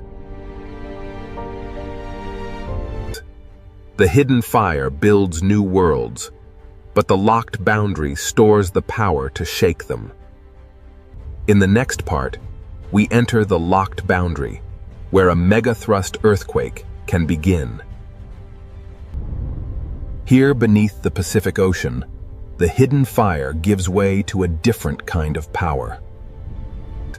This is where the ocean floor can become locked by friction. The plates continue trying to move, but the boundary resists. The movement does not stop. It becomes stored energy. Over decades or centuries, the upper plate can bend like a spring. The ocean above may look calm, while stress gathers below. A megathrust fault can extend for hundreds of kilometers beneath the ocean. Its scale is difficult to imagine because the ocean hides almost everything. The same system that builds volcanoes can also store earthquake energy. Nothing dramatic may happen at the surface for a long time. The quiet years are part of the earthquake, not proof that the ocean floor is still. Stress leaves small signs before the great release. Gas, pressure, and motion reveal that something deep below is changing. The boundary is locked, but the force behind it keeps pushing. This is the silent tension of the Pacific Ocean. Like a compressed spring, the ocean floor holds energy until the locked section can no longer resist. Then, in seconds, the locked boundary begins to fail. The release starts in one place and races through the boundary. A vast section of Earth's crust can move in moments. This sudden movement is the heart of a megathrust earthquake. The shaking begins below the ocean, where no city lights can see it. The rupture can travel across an enormous fault surface.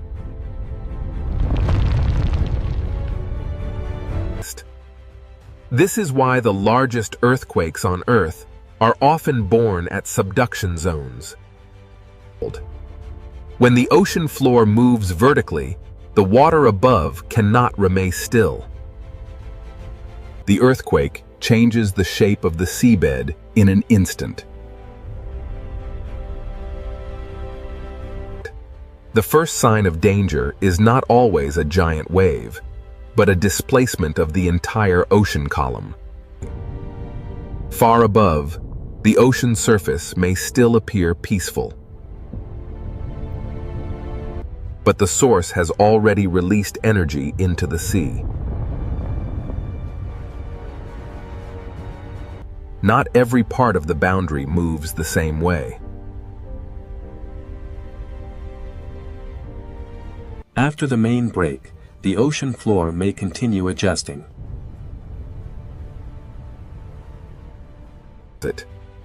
Each adjustment reminds us that an earthquake is not a single simple moment. The surface can hide the scale of what has happened below. The earthquake leaves behind a landscape of broken rock, lifted sediment, and changed pressure. A fault scar on the ocean floor is the visible wound of hidden energy release. If enough seafloor moves upward or downward, the ocean itself begins to respond. This is the moment when an earthquake can become something more than shaking. The entire column of ocean water can be disturbed from seafloor to surface. A movement in darkness can send energy toward distant coastlines. In deep water, this energy may travel almost unseen. The rupture may last only moments, but the consequences can travel across the ocean. Subduction, friction, rupture, and displacement are linked in one hidden chain. Even after one section breaks, other parts of the ocean boundary may continue to store energy. This is why the Ring of Fire must be understood as a long-term system, not a single event. The Earth is not angry. It is releasing stress stored in stone. From above, the Pacific Ocean may still look unchanged. But beneath that calm ocean surface, the seafloor has already moved. The danger of a megathrust earthquake is not only the shaking. When the ocean floor shifts vertically, the sea above it can be lifted. This is how the hidden earthquake can become a tsunami.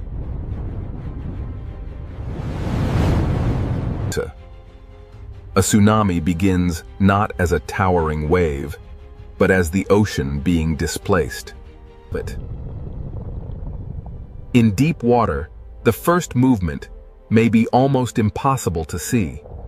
In the next part, we follow that energy as it crosses the Pacific Ocean and becomes a tsunami. Beneath the ocean, the boundary has broken. Now the water begins to move.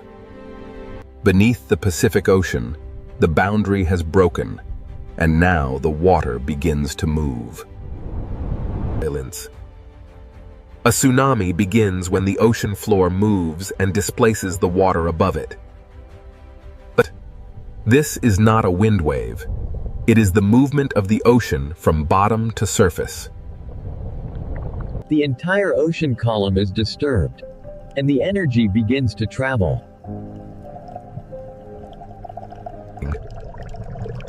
In the deep Pacific Ocean, the first sign of a tsunami may be almost invisible. The source may be hidden beneath the sea, but the energy does not stay there. A tsunami can cross enormous distances while the ocean surface still looks calm. But far from shore, the Pacific Ocean may show almost no dramatic height. The danger is not always in what the eye can see.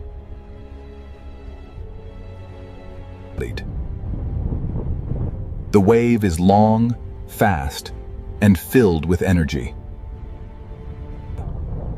Across the Pacific Ocean, the energy moves over landscapes hidden far below the surface.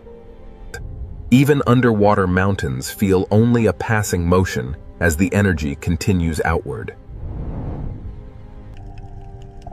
In deep water, the tsunami is not yet the image people fear. It is not a wall from nowhere. It is energy moving through water. Rock moved first, water followed, and now the ocean carries the message. From above, the Pacific Ocean can still look peaceful while the force is already traveling. This is why tsunamis are so dangerous. The ocean can hide them until they approach shallow water. As the wave nears of shallower ocean, the story begins to change. The ocean becomes shallower, and the long wave begins to slow. The seafloor starts to slow the wave from below.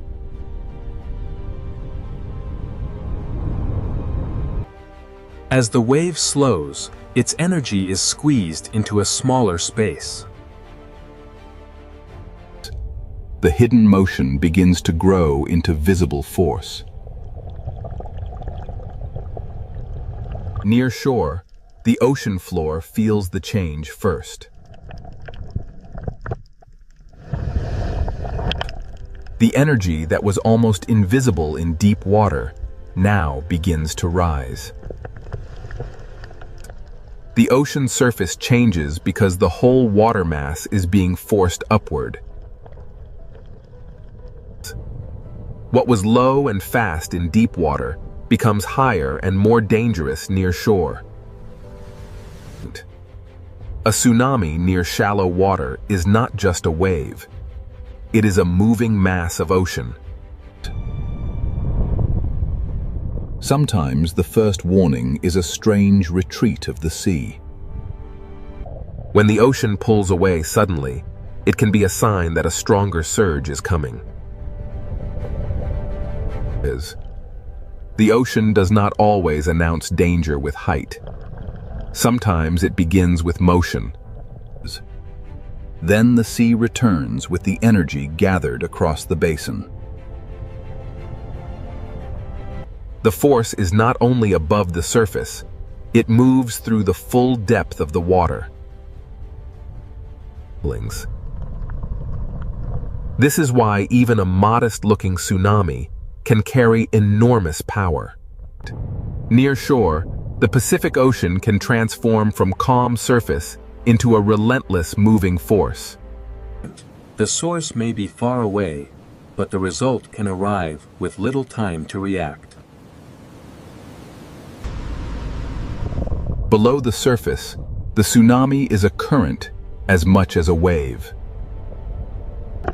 The shape of the ocean floor can focus and strengthen the moving water. Every coastline receives the energy differently because every seafloor is shaped differently. A tsunami is physics. Rock moves, water is displaced, and energy spreads. The chain begins at the ocean floor and ends wherever the energy reaches shallow water. To understand a tsunami, we must connect the quiet surface to the hidden seafloor. The ocean remembers the movement long after the first rupture has passed. One movement in darkness can send waves across thousands of kilometers of ocean. This is why the Pacific Ocean demands understanding, not panic. Fear alone does not save lives. Understanding the mechanism does. Science cannot stop the ocean floor from moving, but it can listen. Warnings begin with measurement, observation, and respect for the ocean. The more we understand the deep ocean, the better we can live with an active planet. The Pacific Ocean is dangerous because it is alive with movement, but it is also readable. After the surge, the ocean may look peaceful again. But beneath that calm blue surface, the same geological system continues to work. The tsunami is not separate from the volcano, the trench, or the earthquake. It is one chain of motion beneath the Pacific Ocean.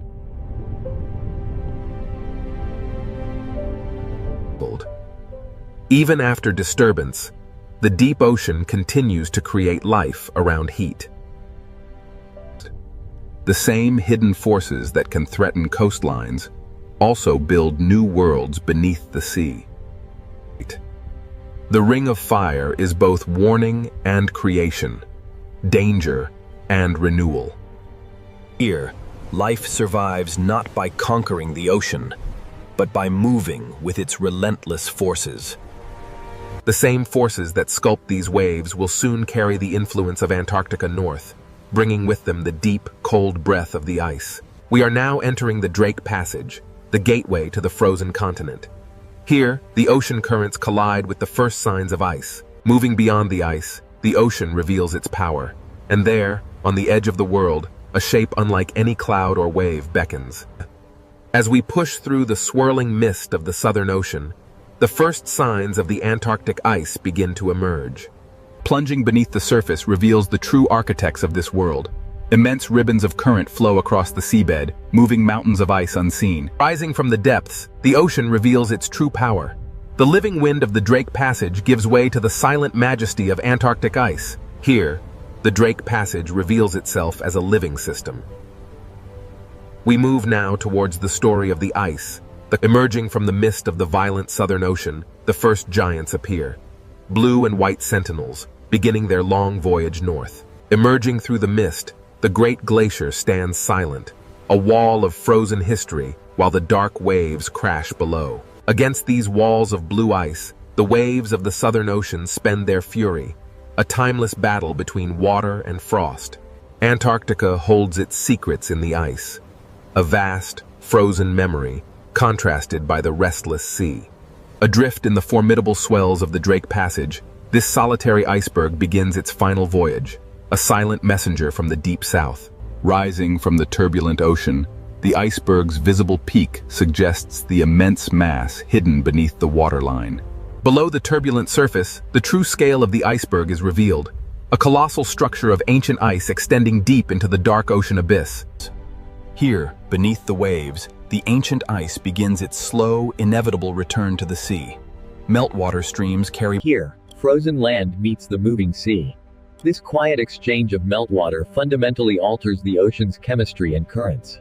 Rising from the depths, we witness the sheer magnitude of the iceberg. Here, wind and wave collide with millennia of compressed ice. The Drake Passage possesses a raw power unmatched anywhere on Earth, constantly reshaping the Antarctic coastline. The ocean slowly breaks, moves, and transforms the frozen landscape, demonstrating an unstoppable force. Wonders. Here, at the edge of the Antarctic, the Drake Passage lives up to its fearsome reputation. A place of raw power. Between these towering monoliths, the ocean's fury is trapped, a violent contrast to the stillness of the ice. Leaving the icy embrace of the bergs, the open ocean beckons. Here, the world of ice merges with the dark, The Drake Passage is a place of immense power. Here, the ocean's ceaseless current demonstrates that even the most ancient... Passing through the arch, the true scale of the Southern Ocean reveals itself. Dark waters and floating ice stretch toward the distant peninsula. The dramatic currents of the Drake Passage carry these ice fragments, a visual testament to the hidden power of the Antarctic circumpolar current below. Beneath the surface, the cold currents begin their journey, a vast planetary pathway moving ice and water in a cycle spanning the entire globe. As the meltwater trails sink and spread, the ocean absorbs the cold freshwater memory, fundamentally altering the deep currents. Here, the ocean reveals its true complexity. Layers of temperature, salt, and melting ice converge in a dynamic, global climate space. Emerging from the depths, the visualization reveals the vast currents circling Antarctica, accelerating as they funnel through the narrow Drake Passage. What appears as energy from space is revealed at the surface as the immense power of the ocean, where the exchange of cold water drives global circulation. The sheer power of the ocean is evident here. Yet, this small autonomous research buoy shows us that even this battered by the relentless waves of the Drake Passage, this solitary buoy continues its silent vigil, recording the vital statistics of the Southern Ocean. Even as the storm rages above, deep beneath the waves, the true power of the ocean currents remains constant, observed by silent scientific sentinels. Here, in the vast expanse of the Drake Passage, the ocean itself becomes an observatory without... Rising from the depths, the ocean's true power becomes evident. The hidden currents measured below reveal a climate story unfolding violently at the surface. The Drake Passage, a turbulent gateway where the world's oceans converge, driven by forces that shape the global climate. As the massive iceberg slowly turns, the powerful waves carve deep into its base, demonstrating the relentless force of the warming sea. Here, the ancient ice surrenders to the sea. Drop by drop, the Antarctic meltwater begins its long voyage. As the wind strengthens, the ocean reminds us that even climate processes are wrapped in violence, motion, and the profound cold of the water. Here, at the edge of the world in the Drake Passage, the ocean reveals itself as a vast, powerful transport system. Look closely at the foam lines stretching eastward. They reveal a massive circulation pattern moving far beyond the confines of the Drake Passage. Hidden beneath the waves, the deep currents silently carry the signals of a changing climate, a powerful force shaping the planet's future. These luminous currents represent the raw, physical power of the Drake Passage, connecting surface life with the deepest reaches of the ocean. The ocean currents are relentless. They transport these fragments across the globe, even as the warming waters slowly begin to break them apart. Cast adrift from the frozen continent, these fragments begin their final journey, surrendered to the warming currents. Life here is defined by the elements. The albatross, master of the wind, navigates the turbulent sea and the towering ice of the Drake Passage. These waters are a reminder that some forces are far greater than any single creature. As the storm finally recedes, the ocean reveals its true, powerful rhythm, a reminder of nature's enduring strength. In the Drake Passage, where Earth's motion becomes visible, the softening storm reveals the relentless drift of ancient ice. We descend into the ancient currents, a restless ocean, shaped by the relentless wind and the slow march of ice, a world unfinished. As the camera turns south, we see the true source of global ocean influence. Antarctica. As the last signs of the continent vanish behind us, we face the raw power of the open ocean. Pure wind, pure water, planetary scale. Here, the ancient forces of geography, wind and current converge, shaping the very face of the planet. Here, at the edge of the world, the clouds momentarily part, revealing the terrifying beauty of the Southern Ocean. Each wave carries the memory of wind, hidden current, deep seafloor, drifting ice, and the cold breath of Antarctica. As the last iceberg yields to the dark sea, the ocean continues its timeless journey, carrying the memory of Antarctica. Here, in the vastness of the Drake Passage, no map, no ship, no instrument, and no human voice can truly tame this waterway. The immense power of the Southern Ocean is revealed as storm clouds and drifting ice merge with the dark sea of the Drake Passage. As this six-part journey concludes, the Drake Passage reminds us that the ocean is still alive, still violent, and still beyond human control. Between desert and deep ocean, the Red Sea hides a world far more alive than its surface suggests. From above, this ocean looks narrow, but below the surface, it opens into a vertical kingdom. The desert disappears, the heat fades, and the ocean begins to reveal its hidden world.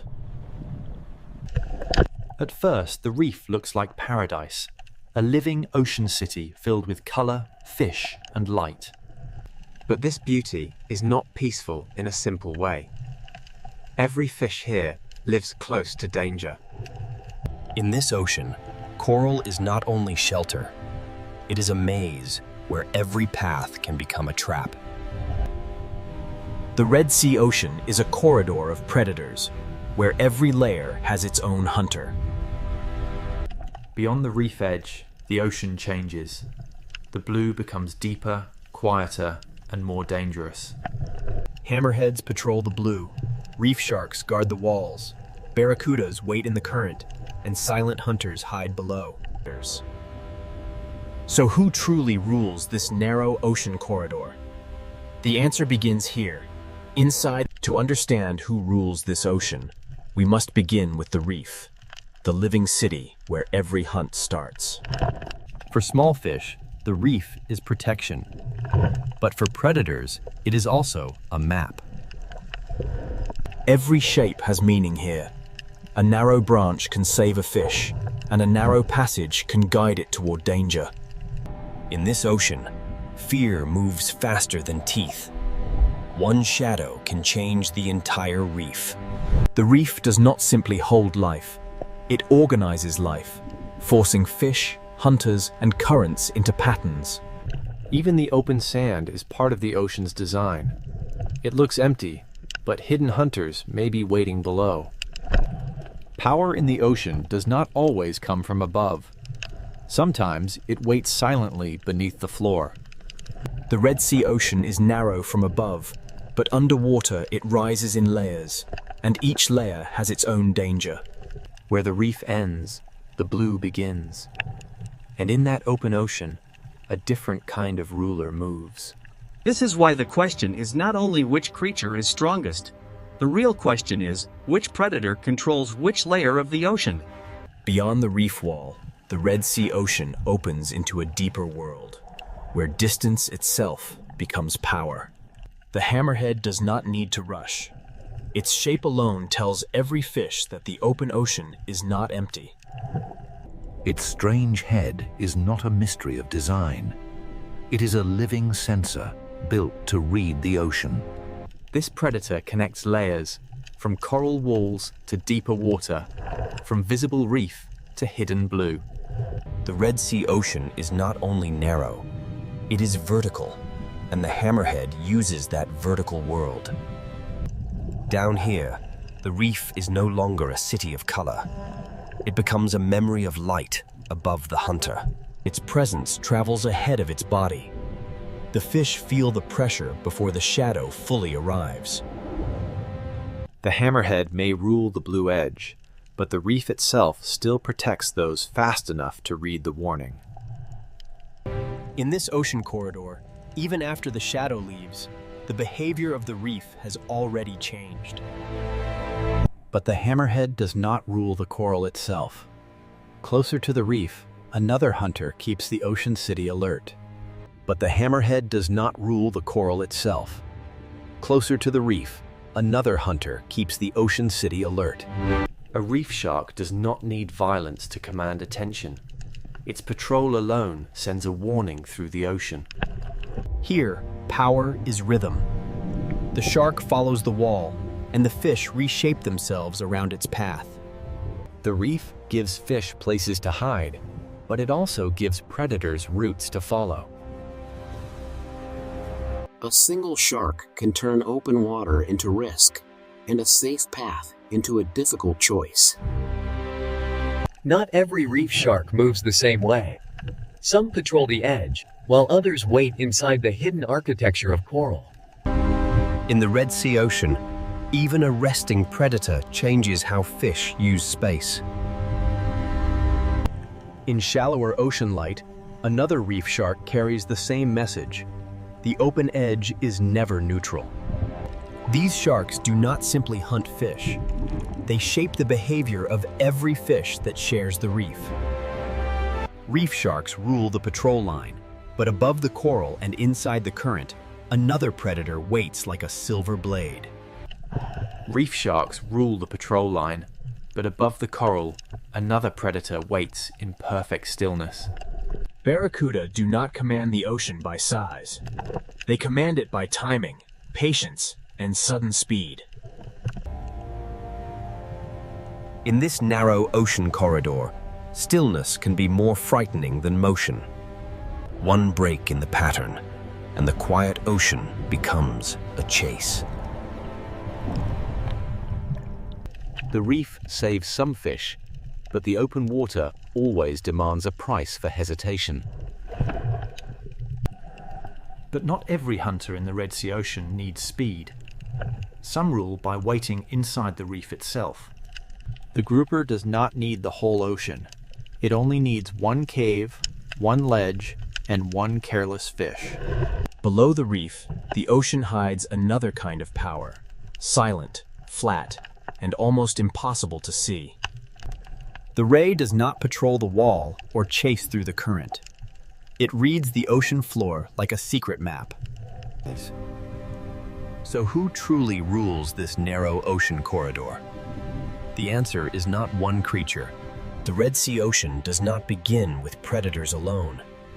It begins with the reef that makes predators possible.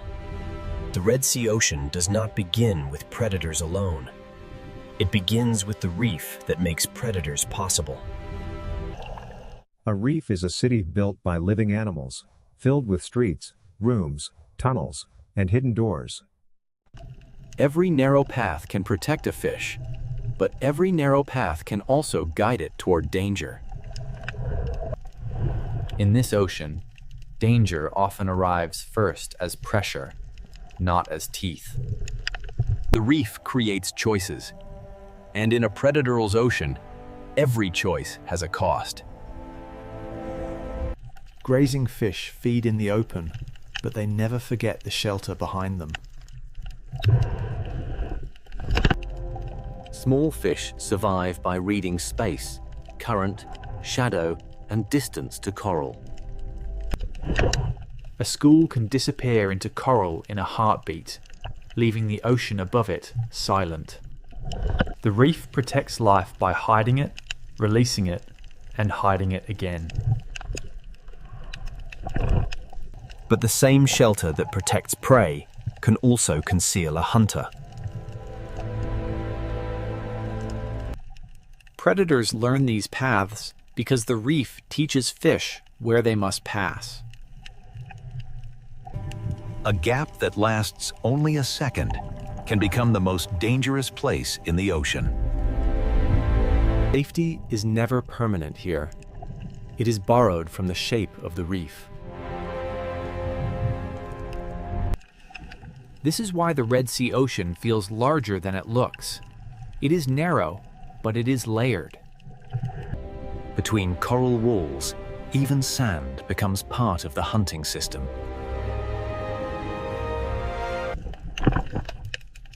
What looks empty from above may be crowded with hidden life below. The reef connects the bottom, the wall, the current, and the blue water beyond. A shallow coral garden can become a deep wall in only a few meters. At this edge, the ocean is divided into those who hide and those who hunt. Current turns the reef into motion, and motion reveals where fish must go. To feed in the current, fish must risk exposure. To survive, they must measure every meter. Not every predator is a giant. Some are smaller pressures that keep the reef alert. In the reef city, position can matter more than speed. A healthy reef supports many kinds of fish because it creates many kinds of opportunity. Where there are many fish, there are many eyes, many warnings, and many chances for a hunter. The reef can look peaceful until every fish vanishes at once.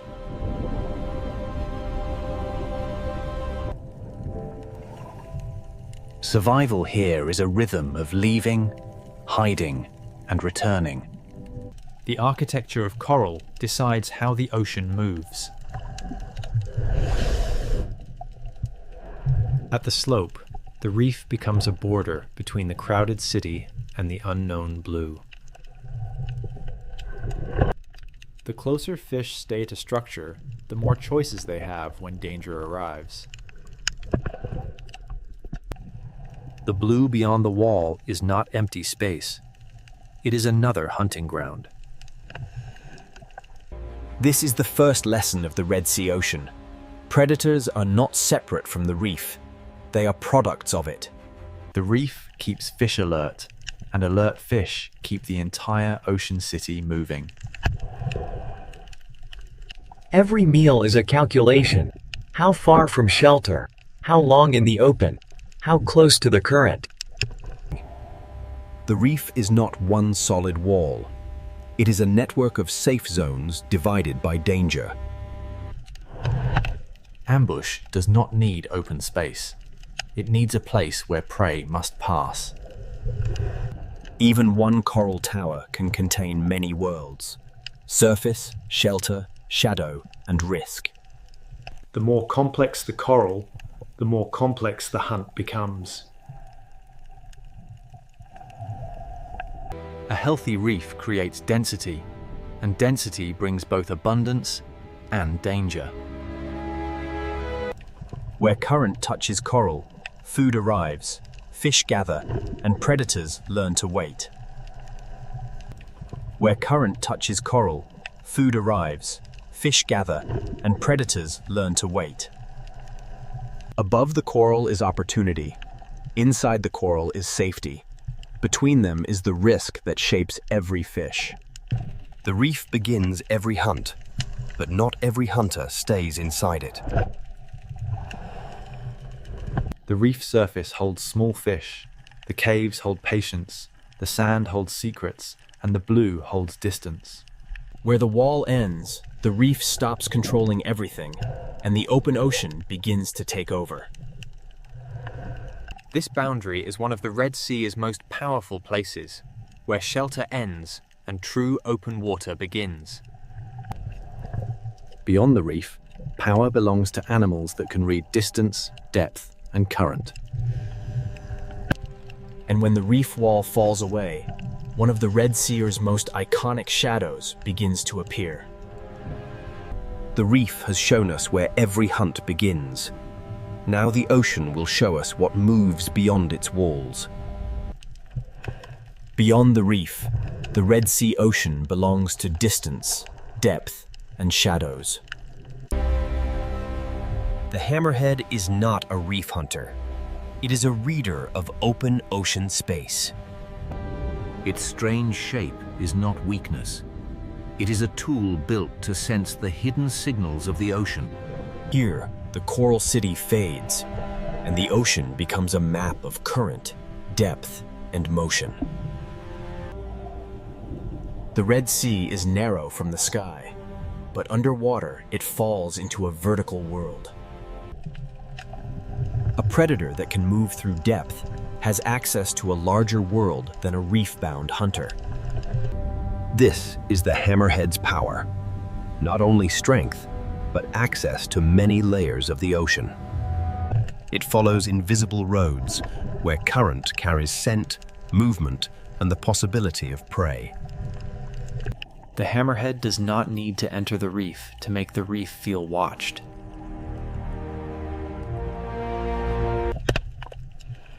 Small fish answer the shark with distance, shelter, and sudden silence.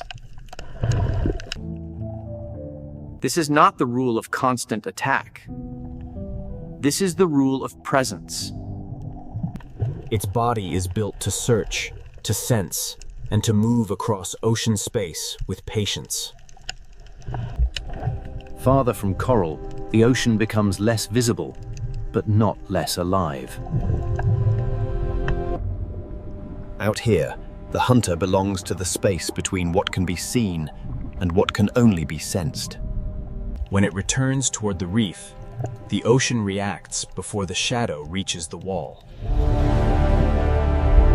The hammerhead rules the open edge, but coral still gives smaller fish a chance. From inside the reef, the blue ocean is not empty beauty. It is exposure. A single passing shadow can freeze a reef more completely than a sudden strike. When the hammerhead leaves, the fish move again, but the memory of the open blue remains. When the hammerhead leaves, the fish move again, but the memory of the open blue remains. But the hammerhead does not rule the coral itself.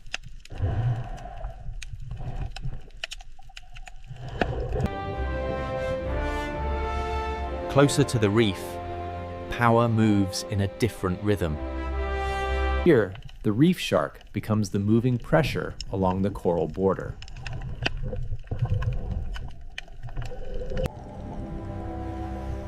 It does not need to be the largest predator to change the order of the reef. The reef gives fish shelter, but the shark turns every open lane into a decision. A channel is not just a passage. With a shark nearby, it becomes a test. The reef shark reads edges, walls, current, and hesitation. Its power is not chaos. Its power is order. Once the patrol passes, the reef relaxes, but never completely. Some reef sharks patrol in motion. Others turn the hidden spaces of coral into quiet danger. Even resting, a predator changes the way fish approach the reef. In shallower light, another shark carries the same ancient pressure. The blacktip moves through sunlight, but its message is the same. Open water is never neutral. The shark does not simply search for food. It shapes the movement of everything smaller than itself. From inside the coral, even a passing shark becomes the sky of danger. Predators create caution, and caution shapes where fish feed, hide, and travel.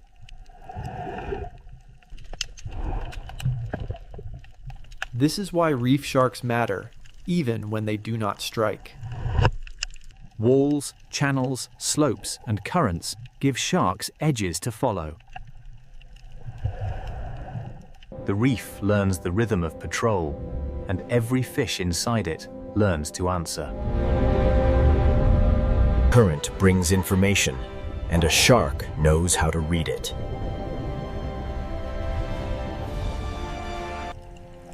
Here, the Red Sea's narrow shape does not limit life. It compresses it.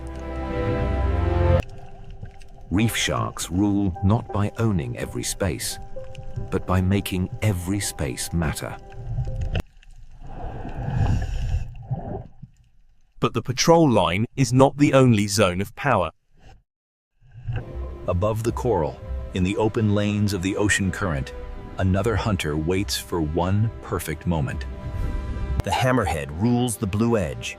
The reef shark patrols the wall. But speed is about to change the rhythm of the ocean. Part of the Red Sea is ruled by depth, part by patrol, and now the current belongs to the silver blades. In the current above the reef, the Red Sea ocean changes rhythm again.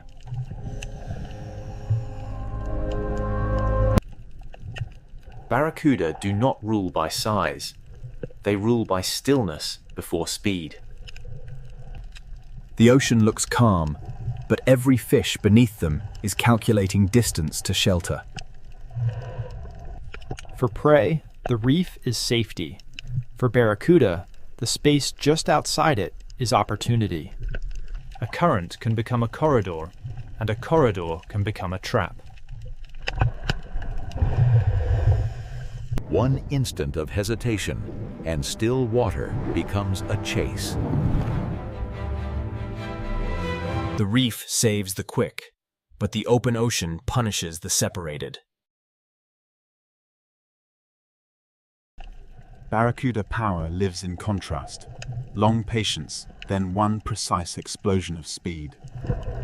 Where current touches coral, food gathers, fish gather, and predators learn the timing.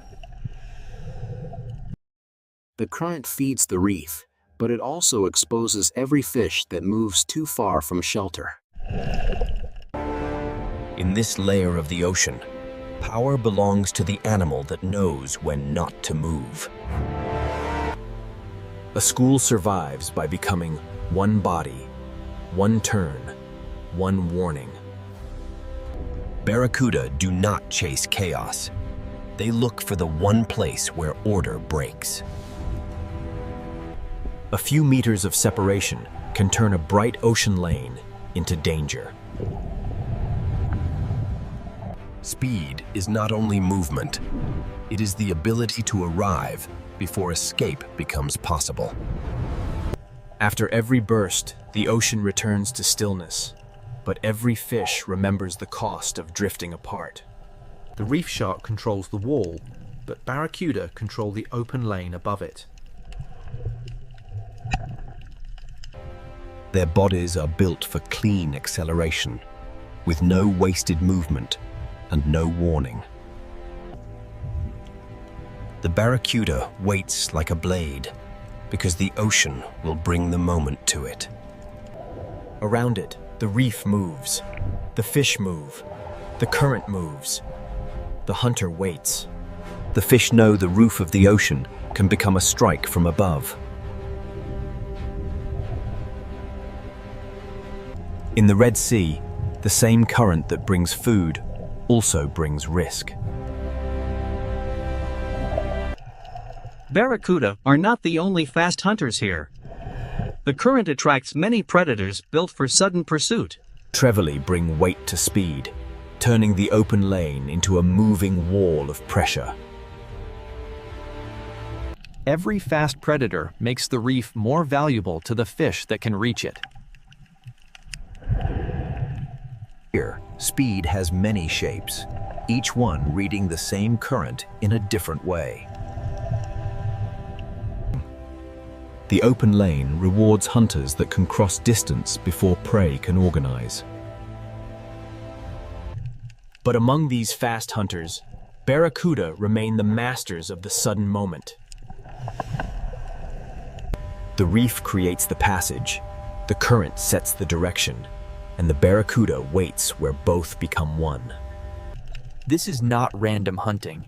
It is structure, timing, and reaction. In the rule of reaction time, survival belongs to those who turn first. Speed rules the open lane, but coral still rules the final refuge. This is why no predator controls the whole ocean. Each ruler has a boundary. After the chase, the reef becomes more cautious, more organized, more alive to danger. Predators shape the ocean even when they do not feed.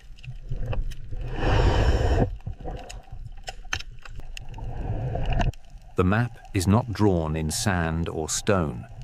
It is drawn in movement. For the viewer, they are beautiful. For the reef fish, they are the shape of the open water's danger. The Red Sea Ocean gives them a perfect stage. Clear water, strong current, and fish forced close to structure. But the reef has predators that do not need open water or sudden acceleration. Below the silver hunters, the reef holds a slower kind of power. Here, dominance is not measured in speed, but in position.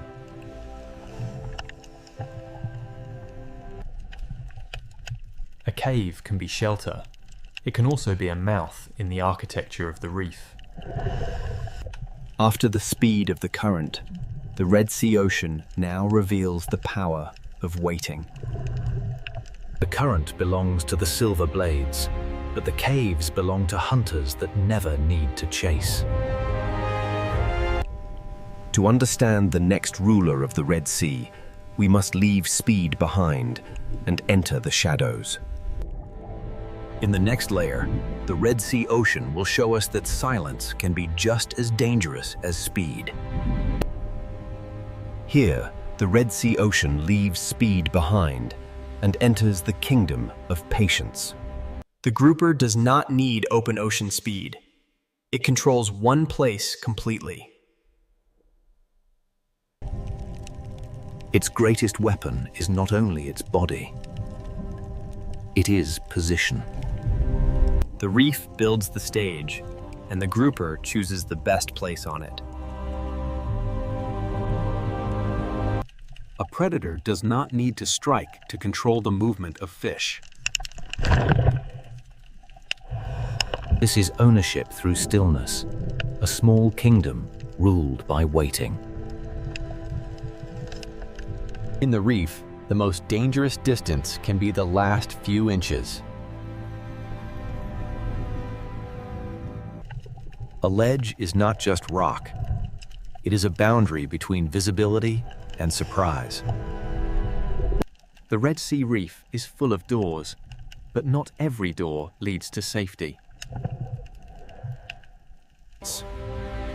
The grouper's world is not wide like the hammerheads, but inside this structure, its control is complete.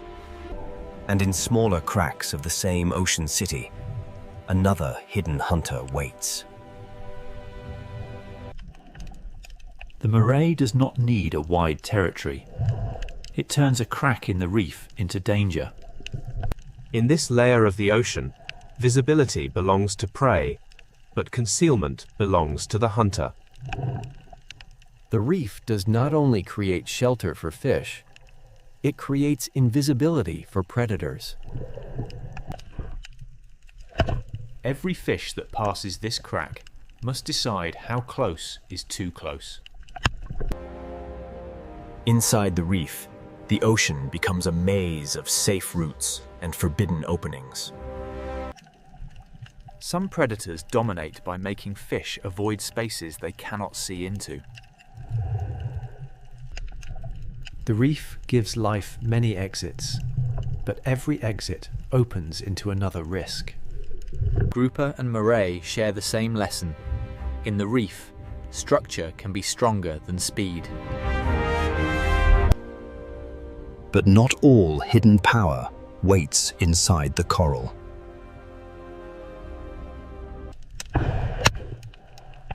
Below the reef, the ocean floor hides a quieter kind of hunter. The sand seems empty because the predator has become part of it. The ray does not chase through open water. It reads the ocean floor. Its body is built for the lowest layer, where pressure, scent, and movement leave quiet traces. To larger predators, the sand may look empty. To the ray, it is full of signals. A small movement under the sand can become a message only the bottom hunter understands. The cave, the crack, and the sand are different worlds, but all belong to the same ocean system. Power does not always cast a shadow overhead. Sometimes it waits beneath a thin layer of sand. The danger disappears not because it leaves, but because it becomes invisible again. The sand is not a gap between important places. It is an entire layer of the hunt. In this lower world, the hunt happens through contact, pressure, scent, and patience. Each hidden predator controls a different part of the reef's lower architecture. The grouper holds the cave, the moray holds the crack, and the ray reads the sand. For a small fish, one journey across the reef can pass through several kingdoms of danger. This is not chaos. It is a layered order built by coral, sand, and patience. The Red Sea is not ruled from one throne. It is divided into many small territories. Some rulers move across great distance. Others make one small place dangerous every day. But none of these hunters owns the whole ocean. Each rules only the layer it understands best. Now the answer becomes clearer. The Red Sea is not a kingdom of one predator, but a system of many layers. The hammerhead owns the blue edge, the reef shark patrols the wall, the barracuda controls the current, and the hidden hunters rule the structure below. Above all of them, the reef itself writes the rules. It creates shelter, ambush points, current breaks, sand borders, and the density of life that makes predators possible. To ask who rules the Red Sea is really to ask who controls which layer. The final answer is not hidden in one bite, one cave, or one shadow. It is hidden in the balance between them. In the final layer, the Red Sea Ocean will reveal that dominance is not a crown. It is balance. After all these layers, the answer begins to emerge. The Red Sea is not ruled by one creature. It is ruled in layers. It owns the open edge, but it does not own the reef itself. The reef shark rules the patrol line, making the coral edge a place of constant calculation. Its power is not only what it eats, but how every fish moves when it appears. Above the coral, the barracuda rules the moment when stillness becomes speed. In the open lane, reaction time can become the difference between survival and disappearance. Inside the reef, the grouper rules by patience and position.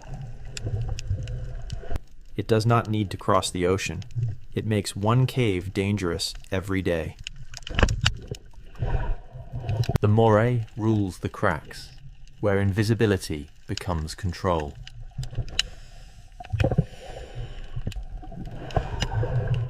On the sandy floor, the ray rules the world that many predators ignore. It reads the floor the way a shark reads open water. Each predator rules a place, but none of them rules the entire ocean alone. The real structure is not a throne. It is a map of layers. For small fish, survival means knowing which layer belongs to which hunter. Predators create caution. Caution shapes movement. Movement shapes the reef. A reef is more than coral. It is coral plus fish, grazers, predators, current, sand, depth, and time. When predators disappear, the ocean does not simply become peaceful. It becomes different. A reef may still look alive, but one invisible layer of control can be missing. A predator's presence is part of the reef's rhythm.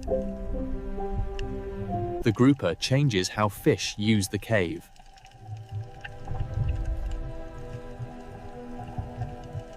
The barracuda changes how fish hold together.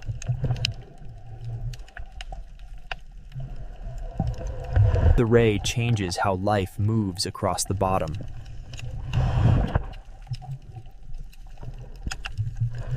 Each predator is a warning, a boundary, and a force in the movement of the reef. Balance does not mean peace without danger. Balance means every role still exists. The Red Sea is narrow, but vertically it becomes an entire world. Its narrow shape does not limit life. It compresses life into intensity. Coral, current, sand, caves, and depth all sit close enough for predators to share the same corridor. A fish does not experience the ocean as scenery. It experiences the ocean as choices. Even in calm water, the reef remembers danger.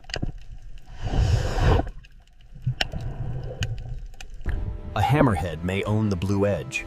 A reef shark may patrol the wall. A barracuda may control the open lane. A grouper may hold the cave. A moray may guard the crack. A ray may read the sand. But the system belongs to all of them, and to none of them alone.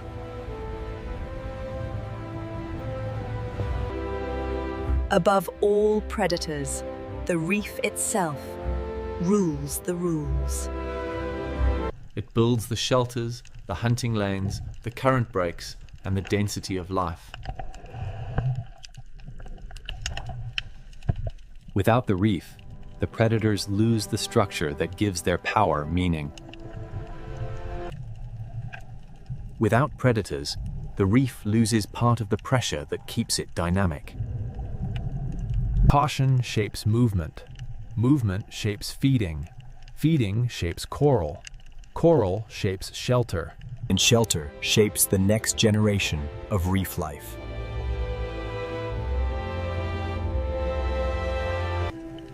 This is the Red Sea's real power. Not one monster, but a living network. Dominance here is not noise. It is pressure moving quietly through every layer. From above, this may look like one narrow sea. Beneath the surface, it is many worlds stacked together. Every fish, every coral branch, every shadow, and every current carries part of the answer.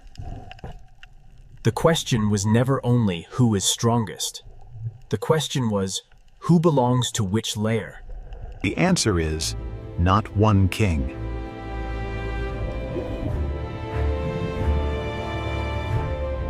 The Red Sea is ruled by balance, fragile, ancient, and moving quietly through every layer of the reef. A hammerhead may own the blue edge, but the blue edge is only one part of the story. A reef shark, a barracuda, a grouper, a moray, and a ray each hold a different piece of power. But no piece is the whole ocean. The real ruler is the relationship between them.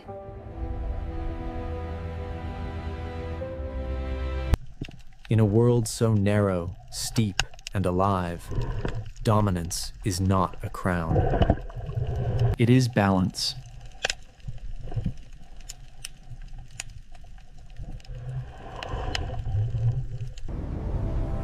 In northern Norway, land does not end gently.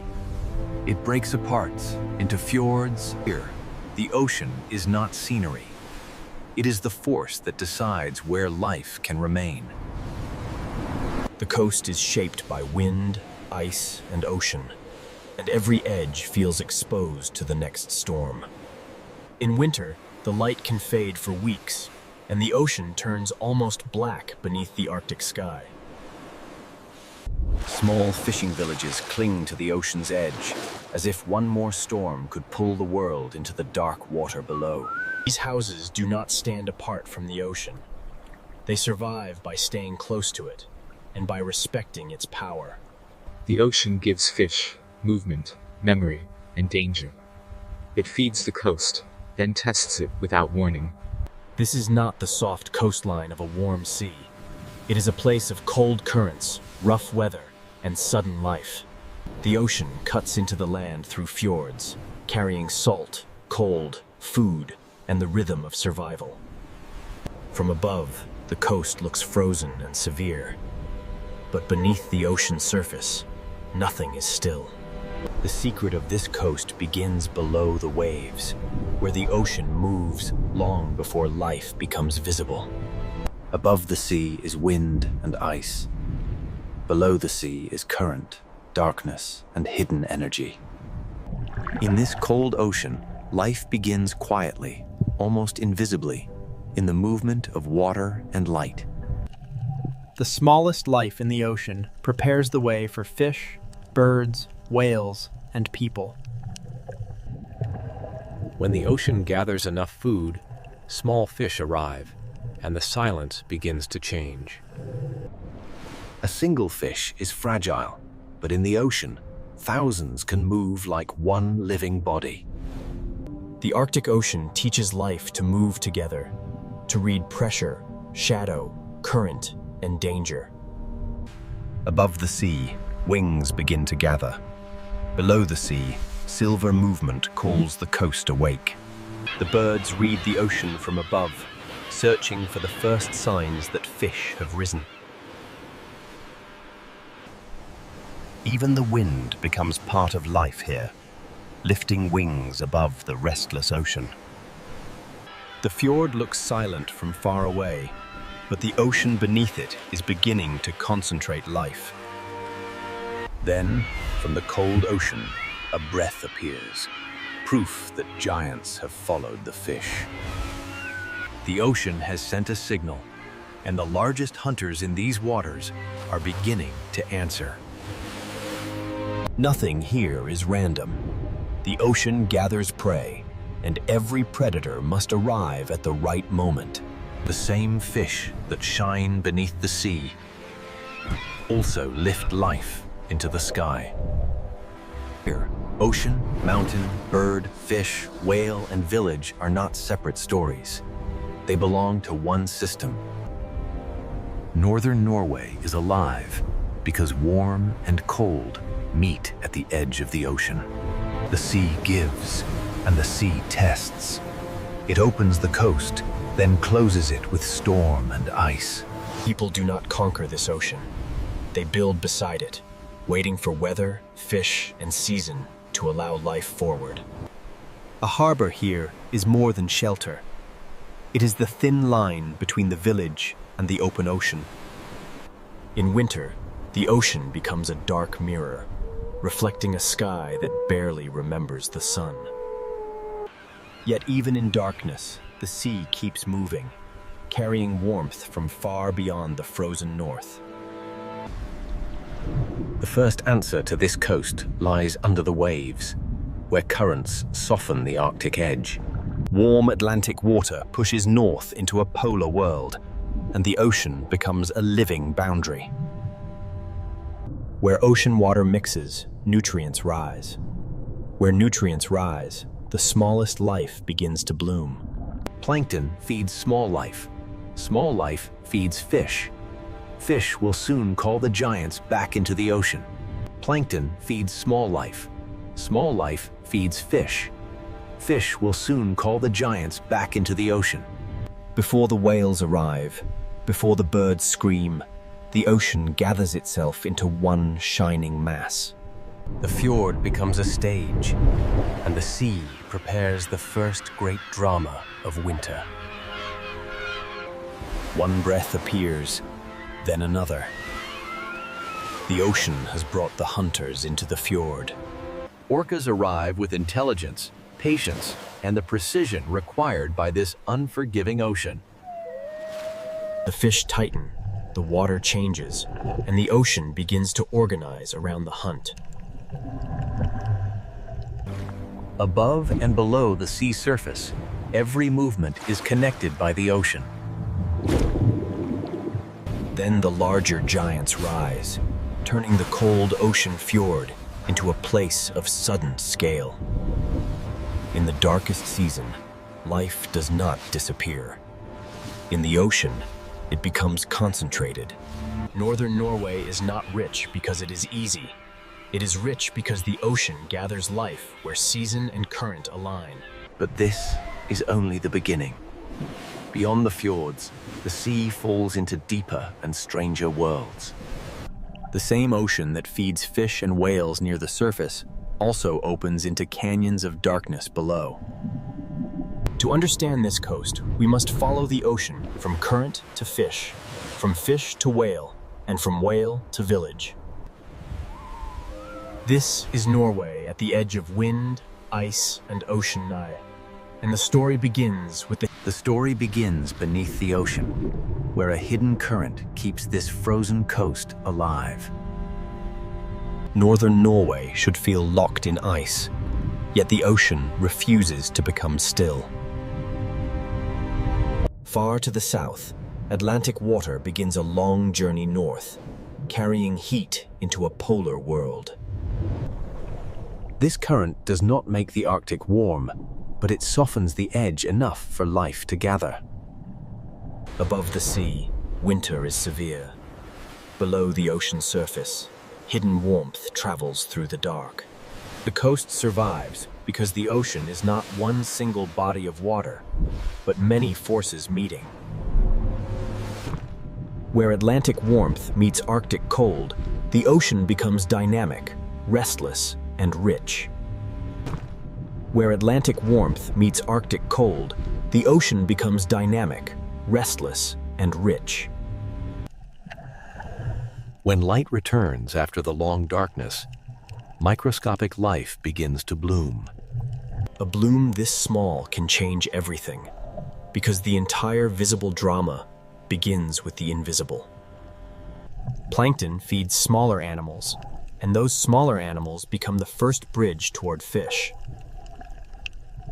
Small fish follow the bloom, and the cold ocean begins to concentrate energy. In this ocean, survival often begins with gathering. The season is short, the light is limited, and every creature must arrive when the ocean allows it. The fjord becomes more than a landscape. It becomes a corridor where the ocean gathers life. One fish is almost invisible in the sea. Thousands can change the shape of the water. When the school turns, the ocean flashes. When it tightens, it becomes a living mass. The ocean does not keep its secrets for long. What gathers below is soon read from above. Birds begin to circle because the sea beneath them has changed. They watch the water, reading ripples, flashes, and the movement of fish beneath the ocean skin. Below the birds, the fish are no longer scattered. The ocean has begun to build a winter feast. This movement is not random. It is timing, made visible inside the ocean.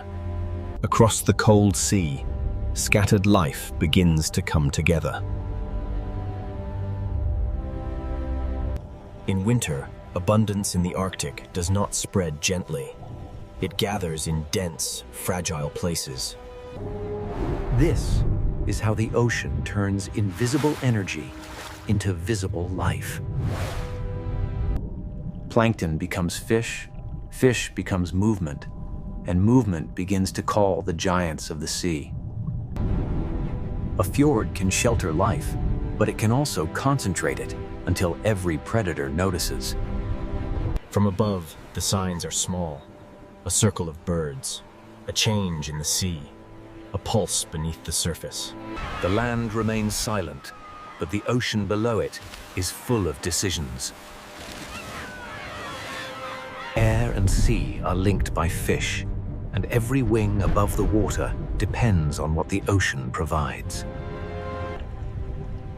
The power of this school is not aggression. It is concentration. A scattered fish is difficult to find. A dense school changes everything. The ocean compresses life into a shape that birds can follow and whales can find. The first hunters are already reading the surface, but the greatest hunters are still beyond the frame. Far across the ocean, another sign appears and looms. A breath, a ripple, a giant.